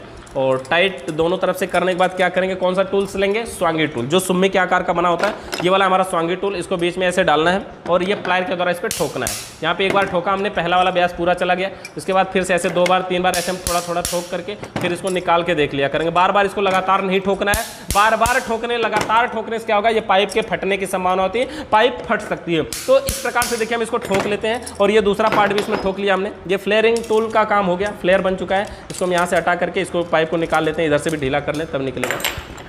यहाँ से हमने इसको निकाल लिया। अब एक पाइप ये हो गई, ये दूसरी पाइप है, कोई भी पाइप को हम जोड़ सकते हैं। चलिए इसी को जोड़ देते हैं, यहाँ से हम इसको जोड़ देंगे, वेल्डिंग कर देंगे। अच्छा यहाँ से देखिए वेल्डिंग करेंगे हम इस प्रकार से। ये अभी इसके अंदर जा नहीं रहा है सही से, देखते हैं ये वाला क्या उससे पतला है क्या, उसके ब्याज से थोड़ा सा कम है। देखिए ये वाला आसानी से चला गया। तो हमें क्या करना है, अब इसी को वेल्डिंग करना है, इसी को हमें वेल्डिंग करना है। वेल्डिंग हम कैसे करेंगे, देखिए वेल्डिंग करने के लिए हमें ब्रिजिंग राड की आवश्यकता पड़ेगी। ये जो राड है हमारा, ये ब्रिजिंग राड है। ब्रिजिंग राड का मतलब समझ रहे हैं, ये वेल्डिंग करने के लिए जिस राड का हम यूज करते हैं उसे हम ब्रिजिंग राड के नाम से जानते हैं। ये कॉपर ऑक्साइड का बना होता है, कॉपर ऑक्साइड का बना होता है। ये हार्ड होता है, कठोर होता है, और ये मुड़ता नहीं है, मोड़ेंगे ना तो ये खट से टूट के अलग हो जाएगा। ये बहुत हार्ड होता है, कठोर होता है। तो ये होता है हमारा ब्रिजिंग राड। चलिए हम इसको वेल्डिंग करके दिखाते हैं। देख रहे हैं लोहा का टीन बना हुआ है ना, ये छोटे वाले वेल्डिंग गन के साथ हम यूज करते हैं। बड़े वाले के साथ अगर यूज करना है तो हमें अलग से टीना का लोहा लेना पड़ता है, और पाइप को जोड़ने के लिए पीछे से लगाते हैं, बीच में पाइप को जोड़ते हैं ताकि इसकी जो आग है वो पीछे ना जाए। अभी हम जोड़ते समय आपको बताते हैं। और अगर इसको हमें लगाना होता है तो इस प्रकार से हम लगाते हैं, यहाँ पे लगा लेते हैं, और पाइप को अभी जोड़ना है। माचिस की आवश्यकता है, बंद करिए, दिखाते हैं। ये देखिए हमारा ब्यूटेन गैस है, देखिए ब्यूटेन गैस है। ये रेड कलर वाली थोड़ी सस्ती भी आती है। यहाँ पे देखिए नया है ये, इसको हम कवर को खोल देते हैं। ये इसमें ढक्कन था, इसको हमने अलग कर दिया। इसको यहाँ पे लगाना है। ये छोटे वाले वेल्डिंग गन का हम यूज करके दिखाते हैं आपको। पहले यहाँ पे ऐसे लगाना है और इसको घुमा लेना है। ये लग गया हमारा वेल्डिंग गन। और देखिए ये पाइप हमने जो इसको हमने स्वांगी टूल से इसके ब्यास को बढ़ा करके, ये देखिए ये थोड़ा सा ढीला हो रहा है, इसको हमने अभी खोल के आपको दिखाया था ना, इसलिए। और इसको हम क्या करते हैं, वेल्डिंग करते हैं। देखिए इस प्रकार से हम वेल्डिंग कर सकते हैं। इसको ऐसे हम रख सकते हैं यहाँ पर। तो इससे क्या होता है, ये लोहा देखिए पीछे की साइड में ऑटोमेटिक लगा हुआ है। इससे क्या होगा, जो आग इसमें से जलेगी। हम पहले आपको आग जला करके दिखा देते हैं बाहर से ही। इसको बेसिक सा जला देते हैं, देखिए कैसे। चलिए प्लेट को भी हटा करके हम जला के दिखा देते हैं कि ये कैसे काम करता है। देखिए यहाँ पे इसको हमने यहाँ पे माचिस जलाया, और यहाँ का जो इसका हैंडल है वहाँ से चालू किया। देखिए ये अगर एकाएक झटके से खुल जाता है ना, तो ऐसा लगता है जैसे फूंक दिया हो किसी ने, तुरंत बंद हो जाता है। तो इसको हमें थोड़ा थोड़ा करके, धीरे धीरे करके खोलना चाहिए। ये झटके से नहीं खुलना चाहिए। देखिए हम इसको थोड़ा थोड़ा करके अगर खोलते हैं तो अभी देखिए ये माचिस की तिल्ली क्या हुआ, बंद हो गया, चालू हो गया, देखिए जल रहा है। तो ये इस प्रकार से देखिए जल रहा है। और देखिए कलर थोड़ा सा इसका ब्लू कलर में आपको डार्क में दिख रहा होगा। ये जो है ना, ये अच्छा जल रहा है, प्रेशर के साथ जल रहा है, काफ़ी बेहतरीन। तो हमें क्या करना है, इसको देखिए इस प्रकार से हम इसको बढ़ा सकते हैं। ये इस प्रकार से जलता है। इसको अगर उल्टा करते हैं ना तो ये रिएक्शन भी करता है। इसको अभी उल्टा करेंगे आप तो इसका देखिए जलने का कभी कभी देख रहे हैं ऐसे, मतलब आग लगने के चांस होते हैं। मतलब ऐसा उल्टा करने से गैस नीचे आती है, मतलब समझ रहे हैं। ऊपर करने से आपको समझाते हैं। ये जब हम इसको ऐसे ऊपर की साइड में है तो क्या हुआ, बढ़िया जो गैस है, जो ब्यूटेन गैस है, वो हमारी निकल के आसानी से जाती है। लेकिन जब हम इसको पलट देते हैं ना तो इसके अंदर हवा मिक्स होके जाने लगती है, तो इसलिए वो उल्टा जलता है, मतलब ऐसे आग भभकने के जैसा जलता है। तो आपको क्या करना है, इसको बढ़िया से जलाने के लिए देखिए हम यहाँ नॉर्मल सीधा ही जलाना चाहिए। और यहाँ पे हम लगा लेते हैं ये इसका लोहे वाला प्लेट, और ये हमारी है देखिए कॉपर की पाइप जिसको हमें वेल्डिंग करना है। और ये हमारा है इसका वेल्डिंग गन, इसको हम हटा देते हैं ये वाला पॉइंट।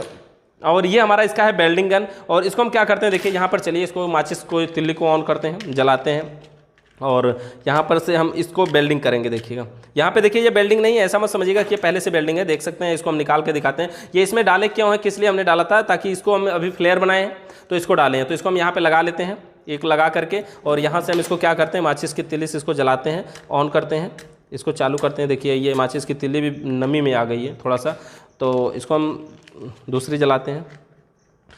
देखिए ये भी टूटा हुआ तिल्ली है, कोई बात नहीं है, ये जल जाए बस। यहाँ से हम थोड़ा सा ऑन करते हैं धीरे धीरे करके। झटके में अगर ऑन हो गया गलती से तो फिर क्या होगा, ये देखिए इस प्रकार से। तो हमें क्या करना है, इस प्रकार से इसको वेल्डिंग करना है। देखिए ये काउंटर में जो जलने के डर लग रहा है, तो हम क्या करते हैं, चलिए इसको यहाँ पे रख देते हैं, इस पर रख देते हैं। और रखने के बाद ये हमारे पास देखिए ब्रिजिंग राड है। इस राड से देखिए पाइप जब लाल हो जाए ना, ये रेड कलर में हो जाए, तो हमें क्या करना है, ब्रिजिंग राड को भी गर्म करना है। ये पिघलने लगेगा और इसको इस पर लगा देना है। देखिए इस प्रकार केवल ऊपर लगाएंगे तो ये नीचे की साइड में ऑटोमेटिक पिघल के चला जाएगा। आपको क्या करना है, केवल ऊपर की साइड में लगाएंगे तो नीचे की साइड में ऑटोमेटिक पिघल के चला जाएगा। देखिए ब्रिजिंग राड बहुत कम ही लगाना चाहिए, कम से कम। देखिए हमने यहाँ पे थोड़ा सा ज़्यादा लगाया तो ये नीचे की साइड में भी है, लेकिन देखिए ऊपर की साइड में जुड़ा बहुत अच्छा है। अभी हम आपको दिखाते हैं इसको।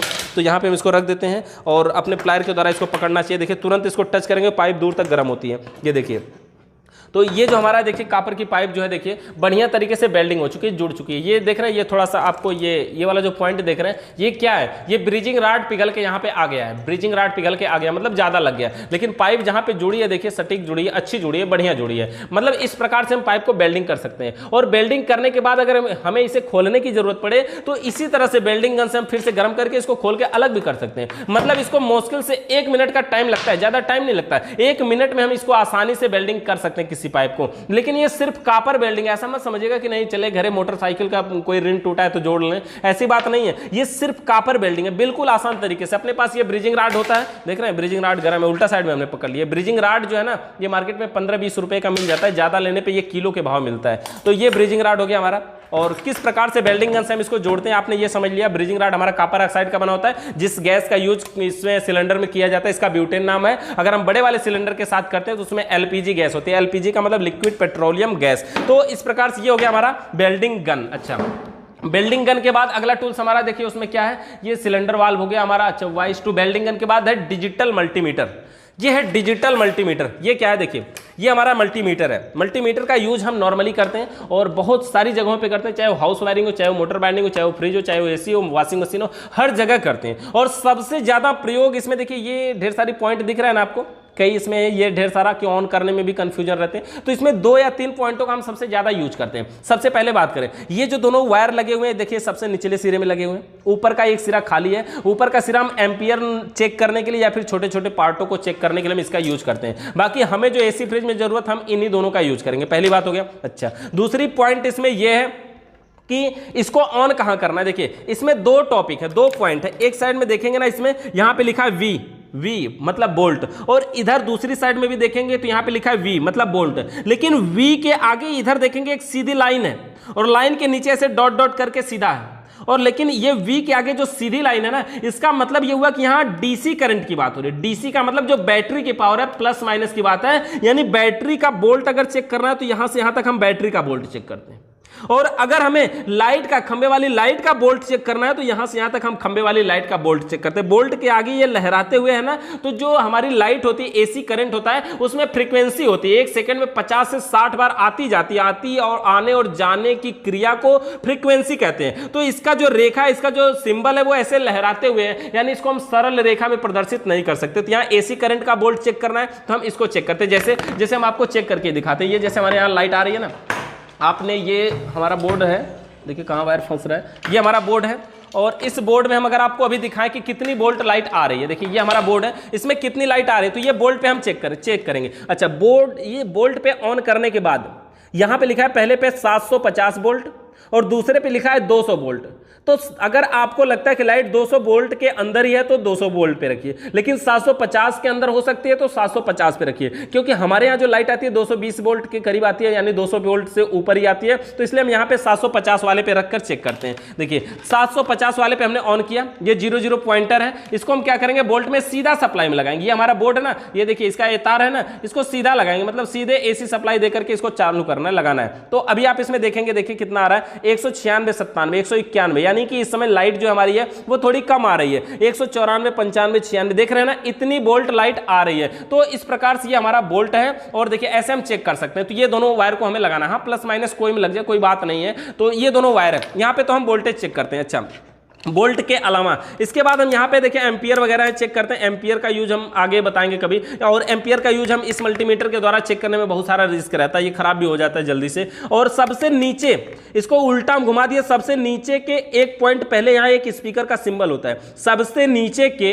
1 पॉइंट पहले यहाँ एक स्पीकर का सिंबल होता है, यहाँ पे चेक करते हैं कंटिन्यूटी। और इस मल्टीमीटर का यूज हम सबसे ज्यादा कंटिन्यूटी चेक करने के लिए ही करते हैं। केवल मतलब समझिए कि केवल कंटिन्यूटी चेक करने के लिए ही करते हैं। यहां पे देखिए हम ऑन करके अगर इसके दोनों तारों को टच कराते हैं तो इससे वीप की आवाज आती है, ऐसे टी की आवाज आती है।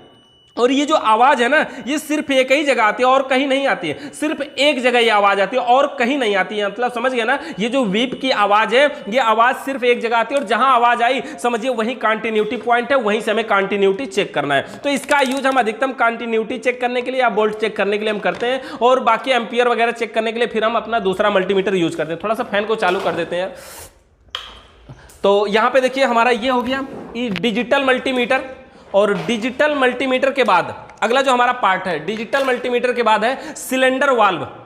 अब देखिए सिलेंडर वाल्व यहाँ पे हमारा था, देखिए एक सिलेंडर वाल्व ये भी है और भी सिलेंडर वाल्व थे। हाँ ये सिलेंडर वाल्व नहीं, ये एक देखिए ये सिलेंडर वाल्व, ये वाल्व आपको दिखा दें। हमने आपको ये बड़े वाले वेल्डिंग गन को यूज करना बताया कि आप इसका यूज कर सकते हैं अपने घर में, दुकान में, शॉप पे और स्थिर जगह पे। लेकिन ये जो वाल्व है ना, ये जो बड़ा वाला सिलेंडर है ना, ये बड़ा वाला सिलेंडर, इसको उठा के थोड़ा इधर करते हैं, तो ये जो बड़ा वाला सिलेंडर इस पर डायरेक्टली तो लग नहीं जाएगा ये वाल्व। तो इसमें इसके लिए हमें क्या करना होता है, ऐसा एक वाल्व है सिलेंडर वाल्व, इसको लगाना पड़ता है। इसको लगा करके ऐसे, मतलब समझिए जिसको रेगुलेटर के नाम से लोग जानते हैं, ऐसे लगा लेंगे और उसके बाद आप इसको लगाएंगे तो ये अब ये इसमें लगेगा आसानी से। तो ये एक, इसको भी हम सिलेंडर वाल्व के ही नाम से जानते हैं, समझ गए ना। ये हमारा सिलेंडर वाल्व होता है, ये जो बड़े वाले सिलेंडर में यूज किया जाएगा। अच्छा, इसके अलावा देखिए हमारा एक और सिलेंडर वाल्व है, ये हमारा सिलेंडर वाल्व है। ये जो हमारा, ये देखिए इसमें सिलेंडर वाल्व यहाँ पे लगा हुआ है, ये गैस के साथ लगने वाला सिलेंडर वाल्व है, देख रहे हैं ना, ये गैस के साथ लगने वाला सिलेंडर वाल्व है। देखिए इसका ये सब मोटे पिन का है, पतली पिन का भी हमारे पास होता है, वहाँ पे अभी रखा हुआ है। तो अभी देखिए ये ऐसा मतलब होता है इसमें सिलेंडर वाल्व में होता क्या, देखिए एसी फ्रिज में जब हम गैस चार्ज करने जाते हैं ना, तो हम सिलेंडर वाल्व का यूज करते हैं। इसको हम ऑन ऑफ करने के लिए यूज करते हैं, यहाँ से हम ऐसे ढीला और कम करते हैं, मतलब समझ रहे, हाई वाला वाल्व देख रहे हैं ना, ये वाला, ये जो रेड कलर वाला इस पे नहीं है, इस पे भी था, ऐसा नहीं कि मैं समझिएगा कि ऐसा ही था, इस पे भी था, ये गिर गया है, कहीं पे निकल गया इसमें से, तो ये निकाल करके भी हम इसमें लगा सकते हैं। यहाँ से खोलेंगे, बंद करेंगे, टाइट करेंगे, हवा निकलेगी, और ढीला करेंगे, हवा निकलना बंद हो जाएगी, मतलब जाएगी पिन, दबाएगी तो हवा निकलेगी, ऐसा ये काम करता है। यानी सिलेंडर पे लगने वाला वाल्व सिलेंडर वाल्व कहलाता है। क्लियर है, सिलेंडर पे लगने वाला वाल्व सिलेंडर वाल्व कहलाता है। सिलेंडर वाल्व के बाद देखिए हमारा क्या, एलपीजी गैस सिलेंडर, मतलब भाई बड़ा वाला सिलेंडर समझ ही रहे हैं, और बड़ा वाले सिलेंडर के बाद अगला पॉइंट हमारा digital multimeter, sorry drill machine. Drill machine क्या होता है, ये ड्रिल मशीन कहीं दीवार में सुराख बनाने के लिए यूज करते हैं ना, हाउस वायरिंग वाले भी यूज करते हैं, एसी को कहीं फिटिंग करना है तो भी हमें ड्रिल मशीन की आवश्यकता पड़ती है। मतलब ड्रिल मशीन मतलब कहीं पे सुराख बनाना है, छेद बनाना है, तो वहां पे हम ड्रिल मशीन का यूज करते हैं, ये होता है हमारा ड्रिल मशीन। अच्छा, ड्रिल मशीन के बाद क्या है, एयर ब्लोअर। एयर ब्लोअर, ये हमारा एयर ब्लोअर, मतलब ये क्या करता है, हवा मारता है, बड़ी तेज गति से हवा फेंकता है। इसका यूज हम क्या करते हैं, कहीं पे कोई धूल मिट्टी है, एसी फ्रिज का सर्विसिंग वगैरह करते समय इसका हम एयर ब्लोअर का यूज करते हैं। यहाँ पर हमारा ये बोर्ड है, यहाँ पे हम इसको पावर दे देते हैं सीधा सीधा, ठीक है, पावर दे दिए, और यहाँ पे इसमें बटन होती है अंदर साइड में, 600-700 रुपये मार्केट में आता है। इसको हम ऐसे दबाएंगे, ये बड़ी तेज गति से हवा देता है, बड़ी तेज गति, देख रहे हैं गर्मी कितनी हो रही है, इससे थोड़ा सा कुछ ज़्यादा ही हवा देता है, समझ रहे हैं ना, बहुत ही तेज गति से हवा देता है। और एयर ब्लोअर का यूज मतलब एसी फ्रिज में जब धूल मिट्टी हो जाती है, ऐसे हम मार करके ऐसे मार के सब साफ करते हैं। कोई हल्की चीज मारेंगे तो पता चला उड़ ही जाएगा, देख रहे हैं इधर से बहुत ही हवा देता है, ये जबरदस्त हवा देता है। तो ये एयर ब्लोअर है, और एयर ब्लोअर का कार्य क्या होता है कि कहीं पर सर्विसिंग करते समय हम इसका भी यूज करते हैं, मिस्त्री को इसको भी रखना चाहिए। और एयर ब्लोअर के अलावा देखते हैं उसमें हमारा क्या है, एयर ब्लोअर के बाद है सर्विस वाल्व है, ब्रीजिंग रॉड है, यूनियन है। अच्छा, सर्विस वाल्व क्या होता है, ये देखिए सिलेंडर वाल्व देख रहे हैं ना, सिलेंडर वाल्व के दोनों सिरों का व्यास, मतलब भाई दोनों, इस साइड का आप देख रहे हैं, इधर दूसरा तरफ का बना हुआ है और दूसरी साइड में दूसरी तरह का बना हुआ है, दोनों तरफ एक जैसा नहीं ना है, लेकिन जो सर्विस वाल्व होता है उसका दोनों तरफ एक ही जैसा होता है। और बड़ी बात तो ये बताएं, सर्विस वाल्व का जमाना ही खत्म हो गया। ये एक एनआरवी वाल्व आया ना, एनआरवी वाल्व जब से ये आया, ये पिचिंग प्लेयर का काम पहली बात तो खत्म कर दिया, दूसरी बात अपने ये सर्विस वाल्व का काम भी खत्म कर दिया, यानी कि दो चीजों का काम अकेले हटा दिया। ये क्या है, हमारा एनआरवी वाल्व है, इसको अभी समझना बाकी, अभी नंबर में आगे आएगा। तो जो सर्विस वाल्व होता है हमारा, वो इसी सिलेंडर वाल्व के जैसा ही होता है, लेकिन उसके दोनों सिरों का व्यास एक समान होता है और सिलेंडर वाल्व के दोनों सिरों का व्यास असमान होता है, मतलब अलग अलग होता है। ये होगा हमारा सिलेंडर वाल्व और सर्विस वाल्व। अच्छा, उसके बाद हमारा क्या है, ब्रीजिंग राड है। ये ब्रीजिंग राड समझते हैं ना, वेल्डिंग करने वाला राड, जिससे हमने अभी वेल्डिंग करके आपको दिखाया। ये कॉपर ऑक्साइड का बना होता है, आग के संपर्क में आने से बहुत ही जल्द पानी का रूप धारण कर लेता है, मतलब पिघलने लगता है। तो ये हो गया हमारा क्या, ब्रीजिंग राड। ये ब्रीजिंग राड क्या कार्य करता है, पिघलता है, मतलब इसको हम वेल्डिंग करते हैं, कॉपर की पाइप को जोड़ने के लिए हम ब्रीजिंग राड का यूज करते हैं। जैसे हर चीज वेल्डिंग करने के लिए हम कहीं पे तिल्ली, कहीं अलग अलग राड यूज करते हैं ना, तो वैसे यहाँ पे क्या राड करते हैं, ब्रीजिंग राड का यूज करते हैं। ब्रीजिंग राड के बाद एक पार्ट है यूनियन। यूनियन बैंक का नाम सुने होंगे ना आपने, यूनियन का मतलब क्या होता है कि एक पॉइंट से या एक रबड़ और एक कॉपर की पाइप को अगर आपस में जोड़ना हो तो वहां पे हम यूनियन का यूज करते हैं। देखिए जैसे हमारे पास, देखिए ये कॉपर की पाइप है, ये रबड़ की पाइप है, इस पाइप को कहीं जोड़ना है, जैसे ये कॉपर की पाइप है, ये कॉपर की पाइप है और ये रबड़ की पाइप है, इसको तो हम यहाँ पे जोड़ ही सकते हैं, आसानी से जोड़ देंगे ना, ये जोड़ सकते हैं। लेकिन अगर ये वाली कॉपर की पाइप है, ये वाली, क्योंकि इसमें देखिए ये वाली कॉपर की पाइप और ये वाली पाइप, इसको हम जोड़ सकते हैं एक में, नहीं ना जोड़ सकते, कैसे जोड़ेंगे, ये जाएगा क्या है, एक दूसरे में नहीं जाएगा। तो ये है यूनियन। यूनियन क्या होता है, इसके दोनों सिरों पर चूड़ियां बनी होती हैं, अंदर से सुराख तो इसमें भी होता है, अंदर से सुराख इसमें भी होता है, इसके दोनों सिरों पर चूड़ियां बनी होती है। तो एक तरफ क्या करना है आपको, रबड़ की पाइप टाइट कर लेना है, और दूसरी तरफ क्या करना है, कॉपर की पाइप को ऐसे फ्लेयर नट लगा करके टाइट कर लेना है। तो देखेंगे कि यहाँ पे रबड़ और कॉपर की पाइप जुड़ चुकी है, देख रहे हैं ना। अब ये गैस भी लीक नहीं करेगी, बढ़िया जुड़ेगी, ऐसा नहीं कि नहीं लीक कर जाएगी। तो यूनियन मतलब जैसे प्लम्बर वाले भी यूज करते हैं सॉकेट के रूप में ना, वैसे यूनियन का मतलब होता है दो पाइपों को आपस में जोड़ने के लिए हम यूनियन का प्रयोग करते हैं। तो यहाँ पे हमारे पास ये वाला यूनियन है, देख रहे हैं, इस प्रकार से हम यूनियन का यूज करते हैं। दो पाइपों को आपस में जोड़ने के लिए हम यूनियन का प्रयोग करते हैं। ये हो गया हमारा यूनियन। यूनियन के बाद अगला हमारा है फ्लेयर नट, ये वाला नट। नट को भी आपने देखा ना, फ्लेयर नट, जब हम पाइप में फ्लेयर बना लेते हैं, ये वाला फ्लेयर बना करके हमने इस नट को लगाया, देख रहे हैं। अब ये नट इसमें से निकलता नहीं, पीछे की साइड से पतला होता है, आगे की साइड से चौड़ा होता है, अंदर की साइड में चूड़ियां होती है, रिंच भी इसमें लग जाता है और हर साइज के ये उपलब्ध होता है मार्केट में, कोई एक साइज नहीं। तो इस प्रकार से ये क्या है हमारा, ये है हमारा फ्लेयरिंग नट। फ्लेयरिंग नट हो गया हमारा। अच्छा, फ्लेयरिंग नट के बाद इसमें क्या हमारा रेफ्रिजरेंट, मतलब ये गैसों की बात होगी। गैस क्या होता है, देखिए R134, ये जो R134 देख रहे हैं ना, R134A, आर का मतलब क्या होता है, रेफ्रिजरेंट। रेफ्रिजरेंट का मतलब क्या होता है, गैस।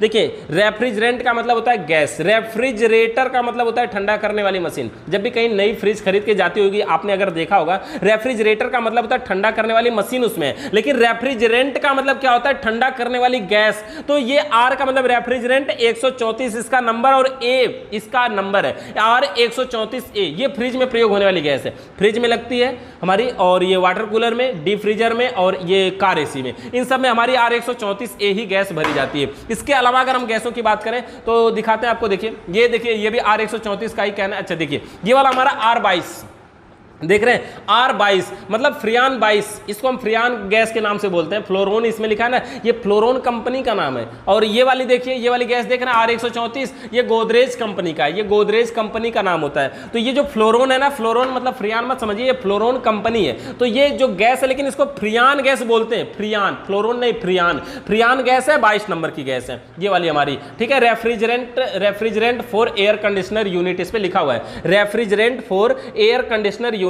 यानी इस गैस का प्रयोग एसी में प्रयोग किया जाएगा, ठीक है। अच्छा, ये वाली गैस हो गई हमारी R22 मतलब एसी में प्रयोग होने वाली। रेफ्रिजरेंट, देखिए रेफ्रिजरेंट के बाद एक और पॉट, रेफ्रिजरेंट सिलेंडर भी होता है। रेफ्रिजरेंट सिलेंडर क्या होता है, मतलब ये जो गैस है ना, हम ऐसे कैन में खरीद के लाते हैं, देख रहे हैं 450 ग्राम मिलता है, रेट लगभग 450 रुपए का। अब 450 रुपए में 450 ग्राम, मतलब समझ गए ना, 450 में यार 350 में 400 में 450 ग्राम मिल रहा है, तो महंगा पड़ रहा है ना। तो क्या करते हैं कुछ लोग, जैसे बड़का सिलेंडर है ना, ऐसे ही इस गैस के लिए भी सिलेंडर आता है, बड़ा सा सिलेंडर 2 लीटर वाला ले लेते हैं और उसको लेके जाइए, उसमें से गैस भरवा के ले आइए और अपना यूज करिए। मतलब समझ गया ना, बड़ा से मतलब ज्यादा, जैसे आपको सरसों का तेल खरीदना, पहले सीसी लेके लोग चले जाते थे, तो उसमें लेके आते थे। अब तो नया नया आ गया ना, उसमें सीसी में भरा हुआ, मतलब ये कैन समझिए अब आ गया। पहले उसमें भी ऐसे ही आता था कि आपको कैन खरीद, वो उसका सिलेंडर खरीद के रखना पड़ता था, जाइए अच्छा 2 लीटर भैया R134 दे दीजिए, तो R134 भरवा के लाते थे, R22 भरवा के लाते थे, मतलब वो भरवा के भी ला सकते हैं। तो उसको हम बोलते हैं रेफ्रिजरेंट सिलेंडर, यानी कि रेफ्रिजरेंट यानी ठंडा करने वाली जो गैस है, वो जिस सिलेंडर में रखी जाती है उसे हम रेफ्रिजरेंट सिलेंडर के नाम से जानते हैं। ये हो गया हमारा रेफ्रिजरेंट सिलेंडर। अगला पार्ट इसमें हमारा बोल्ट मीटर है, फ्लक्स पाउडर। अच्छा, बोल्ट मीटर क्या होता है, ये बताता है ना कि कमरे में कितनी वोल्ट लाइट आ रही है। अब ये वोल्ट मीटर तो हमारा मल्टीमीटर भी बता देगा ना, उसके भी जरिए भी तो हम चेक कर लेंगे। ये हमारा वोल्ट मीटर, ये क्या बताएगा, ये बताएगा कि कमरे में कितनी वोल्ट लाइट आ रही है, 200 वोल्ट आ रही है, 250 वोल्ट आ रही है, 220 वोल्ट आ रही है, कितनी वोल्ट आ रही है। हमारी एसी तभी तो चलेगी ना, फ्रिज तभी तो चलेगी ना, जब सही वोल्ट आए, जितनी वोल्ट की हमें जरूरत है उतनी वोल्ट अगर लाइट आएगी तभी तो हम इसका यूज कर पाएंगे। तो ये हमारा वोल्ट मीटर है, जो बताएगा कि कितनी वोल्ट लाइट आ रही है, तभी हमारी एसी चलेगी। अच्छा, वोल्ट मीटर के बाद है फ्लक्स पाउडर। देखिए एक पाउडर है, बड़ा इंपॉर्टेंट है यार, ये फ्लक्स पाउडर देख रहे हैं, 10 रुपए की ये डिबिया आती है, इतनी बड़ी डिबिया है ना, ये इस पे लिखा भी है फ्लक्स, FLUX, देखेंगे FLUX मतलब फ्लक्स। ये जो पाउडर है ये फ्लक्स पाउडर है। ये फ्लक्स पाउडर का यूज कब करते हैं, अभी हमने आपको वेल्डिंग करके एक पाइप को दिखाया, ये पाइप दोनों कॉपर की थी, आसानी से वेल्डिंग हो गई। फ्रिज के पीछे देखे होंगे एक लोहे की जाली बनी होती है, उसको हम बोलते हैं कंडेंसर। वो जो लोहे की जाली है उसमें कॉपर की पाइप को जोड़ना पड़ता है। तो जब एक पाइप लोहे की ओर, एक पाइप कॉपर की ओर, और उन दोनों को वेल्डिंग करना हो तो ये आसानी से नहीं वेल्डिंग होती, जैसे हमने यहाँ पे ब्रिजिंग रॉड से वेल्डिंग किया। इसको वेल्डिंग करने के लिए हमें फ्लक्स पाउडर की यूज करता है। फ्लक्स पाउडर की जरूरत पड़ती है। अच्छा, फ्लक्स पाउडर अगर ना हो तो क्या प्रॉब्लम आएगी? जैसे जैसे मान लीजिए जब हम सोल्डिंग करते हैं घर में, कहीं रेडियो में, तार में, टीवी वीवी में जो सोल्डिंग रांगा नहीं करते हैं, तो सोल्डिंग करते समय हमारे पास सोल्डर होता है। सोल्डर मतलब समझ लीजिए इसमें हमारा हो गया वेल्डिंग गन। सोल्डर का मतलब इसमें हो गया हमारा वेल्डिंग गन, ये हमारा हो गया वेल्डिंग गन। अच्छा, सोल्डर के बाद आपको क्या जरूरत पड़ती है? एक रांगा की जरूरत पड़ती है। तो इसमें रांगा हो गया हमारा ब्रिजिंग राडी, रांगा हो गया। अच्छा, सोल्डर और रांगा के अलावा एक चीज हमें और आवश्यकता पड़ती है जिसको हम बोलते हैं पेस्ट। वो लिक्विड होता है ना, उसमें जब हम सोल्डर रांगा को ऐसे सोल्डर को टच कराते हैं तो उसमें धुआं निकलता है। और अगर वो पेस्ट हम ना लगाएं तो क्या होगा कि जब हम इसको सोल्डिंग कहीं करते हैं तो ये क्या होता है, जो हमारा रांगा होता है वो गोल गोल बन के इधर उधर गिरने लगता है। वही काम यहां होता है। अगर ये पाउडर, अगर एक पाइप लोहे की और एक पाइप कॉपर की है और आप इसको बेल्डिंग कर रहे हैं, तो ये जो ब्रिजिंग राड है ना, जब उसमें टच करवाएंगे ये गोल गोल बन के इधर उधर गिरेगा, स्थिर नहीं रहेगा, गोल गोल बन के इधर उधर गिरेगा और गिरेगा तो नुकसान करेगा, कुल मिला के चिपकेगा ही नहीं। तो वहां पे हम फ्लक्स पाउडर यूज करते हैं, थोड़ा सा नीचे गिरा लेते हैं और जब इसको हम गर्म करते हैं तो गर्म हो जाता है, डुबो लेते हैं, तो ये क्या होता है, लभेर जाता है, इसमें लिपट जाता है, चिपक जाता है और फिर जहां चिपकाना हो आसानी से वहां चिपका लेते हैं। तो ये क्या हमारा है, ब्रिजिंग राड है और आसानी से ये हमारा फ्लक्स पाउडर है। और फ्लक्स पाउडर का यूज जब हम कॉपर और लोहे की पाइप को आपस में जोड़ते हैं तो हम फ्लक्स पाउडर का यूज करते हैं। कैसे करते हैं? जिस प्रकार से सोल्डिंग करते समय हम पेस्ट का यूज करते हैं। हो गया हमारा ये फ्लक्स पाउडर। फ्लक्स पाउडर के बाद क्या है इसमें देखते हैं। फ्लक्स पाउडर के बाद हमारी चार्जिंग पाइप है, वर्कशॉप कंप्रेसर है। चार्जिंग पाइप समझ रहे ना, रबड़ वाली चार्जिंग पाइप है। देखिए एक पाइप यहाँ पे हम अलग वाली दिखाते हैं, ये चार्जिंग पाइप है, रबड़ की चार्जिंग पाइप है। जब हम ये कंपाउंड गेज अकेला आप खरीदेंगे ना तो ये 250 रुपये के आसपास मिलेगा। चार्जिंग पाइप ये अलग से लेनी पड़ेगी, 150 रुपये की ये मिलेगा। मैंने फोल्ड वाल्व खरीदेंगे 950-900 रुपये के आसपास मिलेगा। और इनके साथ ये तीनों चार्जिंग पाइप आपको ऐसे मिल जाएंगे। हमारे यहाँ पार्ट नहीं मिलते, ये भी ध्यान दीजिएगा। कुछ लोग हमारे यहाँ फोन करके पूछते हैं सर आपके यहाँ ये सारे पार्ट मिल जाएंगे, कुछ नहीं मिलते। हमारे यहाँ सिर्फ ट्रेनिंग सेंटर है, सिर्फ बनाना सिखाया जाता है। देखिए ये हमारी हो गई चार्जिंग पाइप, रबड़ की चार्जिंग पाइप है, दोनों साइड में चूड़ीदार नट लगे होते हैं। गेज वगैरह में कहीं भी लगा करके टाइट करना है तो इसको हम लगा सकते हैं। ये हमारी होती है रबड़ की चार्जिंग पाइप। एसी फ्रिज में गैस चार्ज करना, प्रेशर चढ़ाना, वैक्यूम करना, उन सारे कामों के लिए इसकी जरूरत पड़ती है। लगता नहीं है, पार्ट नहीं है, टूल्स है हमारा। तो जब हम एसी फ्रिज में गैस चार्ज करने जाएं तो चार्जिंग पाइप का होना हमारे पास बहुत ही जरूरी है, इसके बिना काम नहीं चल सकता। ये हो गया हमारा रबड़ की चार्जिंग पाइप। चार्जिंग पाइप में और आपको दिखाते हैं, देखिए ये पाइप का जो दोनों सिरों का व्यास है ना, दोनों सिरों का ये एक समान होता है। लेकिन इस पाइप के अंदर अगर देखेंगे, पाइपों के अंदर देखेंगे तो एक साइड के अंदर जो है ना, एक साइड के अंदर इसमें कुछ नहीं होता, लेकिन एक साइड के अंदर एक पिन होती है, एक पिन होती है। तो जिधर ये पिन होती है ये आउटपुट होता है। आउटपुट भी ऐसे बोल सकते हैं या बोल सकते हैं ऐसे नहीं, ये ऐसी साइड में लगाया जाता है जिधर एनआरबी लगाओ। मतलब भाई देख रहा है एनआरबी है, एनआरबी में कुछ यहाँ पे बीच में एक पिन होती है, जैसे हवा भरने वाली छुच्छी नहीं होती, तो वैसे ही पिन रहेगी। तो ये जाके उसको दबाएगा तब हवा क्रॉस कर पाएगी। तो ये इसको ध्यान में देना कि ये कौन सा किस दिशा में लगाना है। ये एक साइड में खाली होता है, एक साइड में पिन होती है, जिधर पिन होती है उधर पिन वाले के साइड में ही लगाना है, बस इतना ही ध्यान देना है। ये हो गया हमारा रबड़ की चार्जिंग पाइप। अच्छा, चार्जिंग पाइप के बाद हमारा वर्कशॉप कंप्रेसर। देखिए ये हमारा कंप्रेसर, ये वर्कशॉप कंप्रेसर क्या है, देखिए भारी होता है, 15 किलो के आसपास, 15 नहीं 7.5-8 किलो का है। फ्रिज का है तो 7-8 किलो का होता है। ये जो वर्कशॉप कंप्रेसर है ना, ये फ्रिज से निकला हुआ कंप्रेसर है। जब किसी कारण से कभी फ्रिज में इसका प्रेशर कम हो जाता है, मतलब ये कम प्रेशर बना पाता है, तो कम प्रेशर बना पाता है, इसका नाम भी कंप्रेसर है, वर्कशॉप कंप्रेसर। जब ये कम प्रेशर बना पाता है ना, तो हम क्या करते हैं, इसको वर्कशॉप के रूप में यूज कर लेते हैं। वर्कशॉप हम कैसे बनाते हैं, एक पाइप को देखिए हमने यहाँ पे वेल्डिंग कर लिया है और दो पाइपें देखिए यहाँ पे हमने एनआरबी लगाया हुआ है। देखिए इसके बीच में एनआरबी, ये है ना एनआरबी, ये जो नट लगा है ना, ये नट एनआरबी लगा हुआ है। भाई देख रहे हैं, भाई अलग से नहीं लगता है, ये इसके साथ में मिलता है। इतनी बड़ी पाइप एनआरबी 30 रुपए की आती है, ये इतनी पाइप जो है ये 30 रुपए में आती है इस नट के सहित। ये एनआरबी लगा हुआ है। एक इसमें सक्शन लाइन, एक डिस्चार्ज लाइन, मतलब एक से ही हवा को खींचता है, दूसरी से हवा को फेंकता है, ये इसका काम है। ये वर्कशॉप कंप्रेसर है, फ्रिज से निकला हुआ कंप्रेसर। ये फ्रिज का एक पार्ट है, सबसे महंगा पार्ट है, लगभग 2500 रुपए का आता है। ये बिगड़ जाता है तो बनता भी नहीं। इसके बारे में हम बहुत सारा डिटेल में पढ़ेंगे, यही सब कुछ है, बहुत मेन पार्ट है, तो इसको हम डिटेल में आगे पढ़ेंगे। अभी समझिए वर्कशॉप कंप्रेसर है, एसी फ्रिज में प्रेशर भरना, प्रेशर निकालना, इन सारी जगहों पर हम इसका यूज करते हैं वर्कशॉप कंप्रेसर का। अब देखिए वर्कशॉप कंप्रेसर के बाद हमारे पास एक चीज और, ये है वैक्यूम पंप मोटर, इसको हम बोलते हैं। इसको अब सारे मिस्त्री लोग नहीं रखते। इसमें देखिए हम आपको ये बताएंगे, ये वैक्यूम पंप मोटर है। इसका कार्य क्या होता है, एसी फ्रिज की पाइपों में अंदर की हवा को बाहर खींचना है। वैक्यूम पंप मोटर, वैक्यूम करना मतलब खींचना। ये हवा को सिर्फ खींचता है, फेंकता नहीं। फेंकता तो ये यहीं से फेंक देता है बाहर, लेकिन वैक्यूम यहां से देखिए हवा को खींचता है। इसमें ये देख रहे हैं, यहां से वाल्व को खोलेंगे तो यहां से हवा को ये क्या करेगा, बड़ी तेज गति के साथ खींचता है। ये इसका वायर है ना, वायर को चलिए हम इसको लीड को लगाते हैं। इसमें हम कनेक्शन देकर के आपको चालू करके दिखाते हैं। स्विच को हम बंद कर लेते हैं, पावर को लगा देते हैं, ऑन कर देते हैं और देखिए चालू था ये। इसके चालू बंद करने के लिए साइड में यहाँ पे स्विच भी होती है, यहाँ पे देख रहे हैं, यहाँ स्विच भी होती है। यहाँ से ऑफ होना चाहिए, यहाँ से ऑन हो गया। देखिए ये तार बाहर निकल रहा है, देख रहे हैं, ऑफ ऑन, देख रहे हैं, ये ऊपर से ऑन हो रहा है। और ये जब चल रहा है ना, यहां से देखिए हवा को ये क्या कर रहा है, खींच रहा है। देखिए हवा को ये यहाँ से फेंक नहीं रहा, खींच रहा है, और हवा यहाँ से फेंकता है लेकिन ये धुएं की तरफ फेंकता है, यहाँ प्रेशर के साथ नहीं फेंकता है। देखिए यहाँ ये प्रेशर के साथ नहीं फेंकता, ऑयल वगैरह भी इसमें पड़ता है तो यहीं से पड़ता है, तो हवा को ये यहाँ से क्या करता है, खींचता है। मतलब ये वैक्यूम करने के लिए प्रयोग में किया जाता है, यानी एसी फ्रिज के अंदर की हवा को बाहर निकालने के लिए हम इस ये वैक्यूम पंप मोटर का यूज करते हैं। देखिए इसमें लिखा भी होगा, देखिए क्या लिखा है यहाँ पे, रोटरी वैन, और क्या लिखा है, वैक्यूम पंप। ये वैक्यूम पंप मोटर, इस पर कुछ वार्निंग वगैरह लिखा है, आप चाहें तो इसको पढ़ लीजिएगा, और इसके बारे में डिटेल भी कुछ लिखा है इसमें। देखिए यहाँ पे दिखा दीजिए, ये मोटर देखिए कितने का है, किस कंपनी का है, सब कुछ लिखा है इसमें, मॉडल नंबर क्या है इसका, और ये क्या 1.8 CFM, और इसके अलावा क्या लिखा है इसमें 5 और 220 वोल्ट लिखा है, 50-60 हर्ट्ज पे काम करेगा, 1/4 HP का मोटर। HP का मतलब होता है हॉर्स पावर। तो ये हमारा वैक्यूम पंप मोटर है। अच्छा, ये जो काम करता है ना वर्कशॉप कंप्रेसर, ये हमारा उससे ज्यादा काम करता है। ये सिर्फ हवा को निकाल सकता है, ये निकाल भी सकता है और भर भी सकता है, लेकिन ये थोड़ी धीरे धीरे करेगा, ये जल्दी करता है। एसी में करना वैक्यूम तो इसका फायदा, लेकिन फ्रिज में करना तो आपके पास वर्कशॉप कंप्रेसर ही काफी है। और ये वैक्यूम पंप मोटर में प्रेशर भरने वाला भी दे देता ना, तो ये बहुत अच्छा हो जाता है, इसका यूज ज्यादा से ज्यादा लोग कर पाते, लेकिन प्रेशर भरने वाला नहीं दे रहा, तो इसलिए ये प्रॉब्लम है। सिर्फ वैक्यूम करने के लिए इसलिए लोग इसको ज्यादा नहीं खरीदते। आपके पास वर्कशॉप कंप्रेसर सबसे बेस्ट है, कहीं फ्रिज से निकला हुआ मिल जाएगा आसानी से। मार्केट में ये खरीदने जाएंगे 3500 रुपए का मिलेगा, 2500 का तो नया कंप्रेसर मिल जाएगा 1 साल की गारंटी के साथ। तो ये हमारा वैक्यूम पंप मोटर, जो अंदर की हवा को, वैक्यूम को बाहर निकालने के लिए हम इसका यूज करते हैं। अच्छा, वैक्यूम पंप के बाद क्या, हमारा वाल्व की। देखिए वाल्व की कोई जरूरत नहीं। वाल्व की क्या होता है, जैसे देखिए ये देख रहा है ना सिलेंडर वाल्व, अब इसके ऊपर हमें रेड वाला वो नहीं दिख रहा ना, इसका कवर, तो क्या होता है, एक वाल्व ऐसे आता है ना, ऐसे गिलास की तरह होता है, ऐसे लगा के ऐसे नट को खोल देते हैं। मतलब समझते हैं कैसा होगा, उसकी बनावट हम बताते हैं। जैसे ये वाला पॉइंट है, ये एक राड है, ये राड ऐसे लगा दिया जाए, और एक नट है, ये ऐसे डाल के ऐसे खोल दिया जाए, ये टी के आकार का। तो ये हमारा होता है, इसको हम बोलते हैं कि ये वाल्व की। वाल्व की मतलब चाबी, और वाल्व को खोलने वाली चाबी को वाल्व की बोलते हैं। अगला टूल्स हमारा क्लैंप मीटर, महत्वपूर्ण है।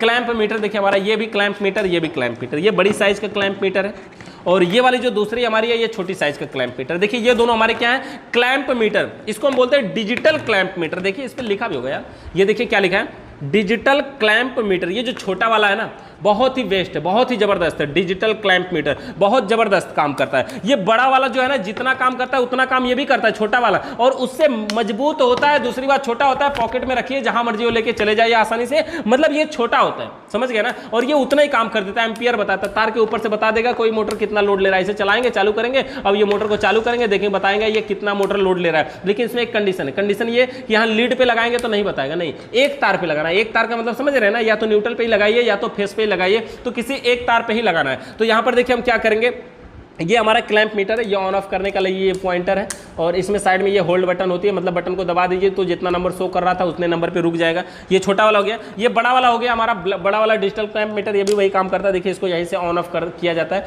तो इसको भी हम कंटिन्यूटी पॉइंट इसमें भी होता है, मल्टीमीटर का काम ये भी कर सकता है। और क्लैंप मीटर जानते हैं ना, बहुत जरूरी चीज़ है जानना, और क्लैंप मीटर के हिसाब से ही हम एम्पियर चेक करते हैं कि कोई उपकरण हमारा कितना एम्पियर लोड ले रहा है। यानी कि एसी या फ्रिज अगर बनाने जा रहे हैं और क्लैंप मीटर आप चलाना जानते हैं, तो बिल्कुल आसान तरीके से सीधा सीधा खाली इस मीटर से आप बता सकते हैं उसमें गैस है कि नहीं है, ठंडा क्यों नहीं कर रही है, क्या कहीं चोक है, कहीं पाइप जाम तो नहीं है, कहीं पाइप लीकेज तो नहीं है, या फिर नॉर्मल है, सब कुछ ठीक है फिर भी नहीं ठंडा कर रही है, या गैस खत्म है। सारी समस्या इससे पता चलती है। और ये बताता क्या, ये बताता सिर्फ एम्पियर है, और उस एम्पियर के हिसाब से हम समझते हैं कि उसमें हुआ क्या। जैसे अगर गैस नहीं है तो फ्रिज चलेगा, मतलब कम एम्पियर लेगा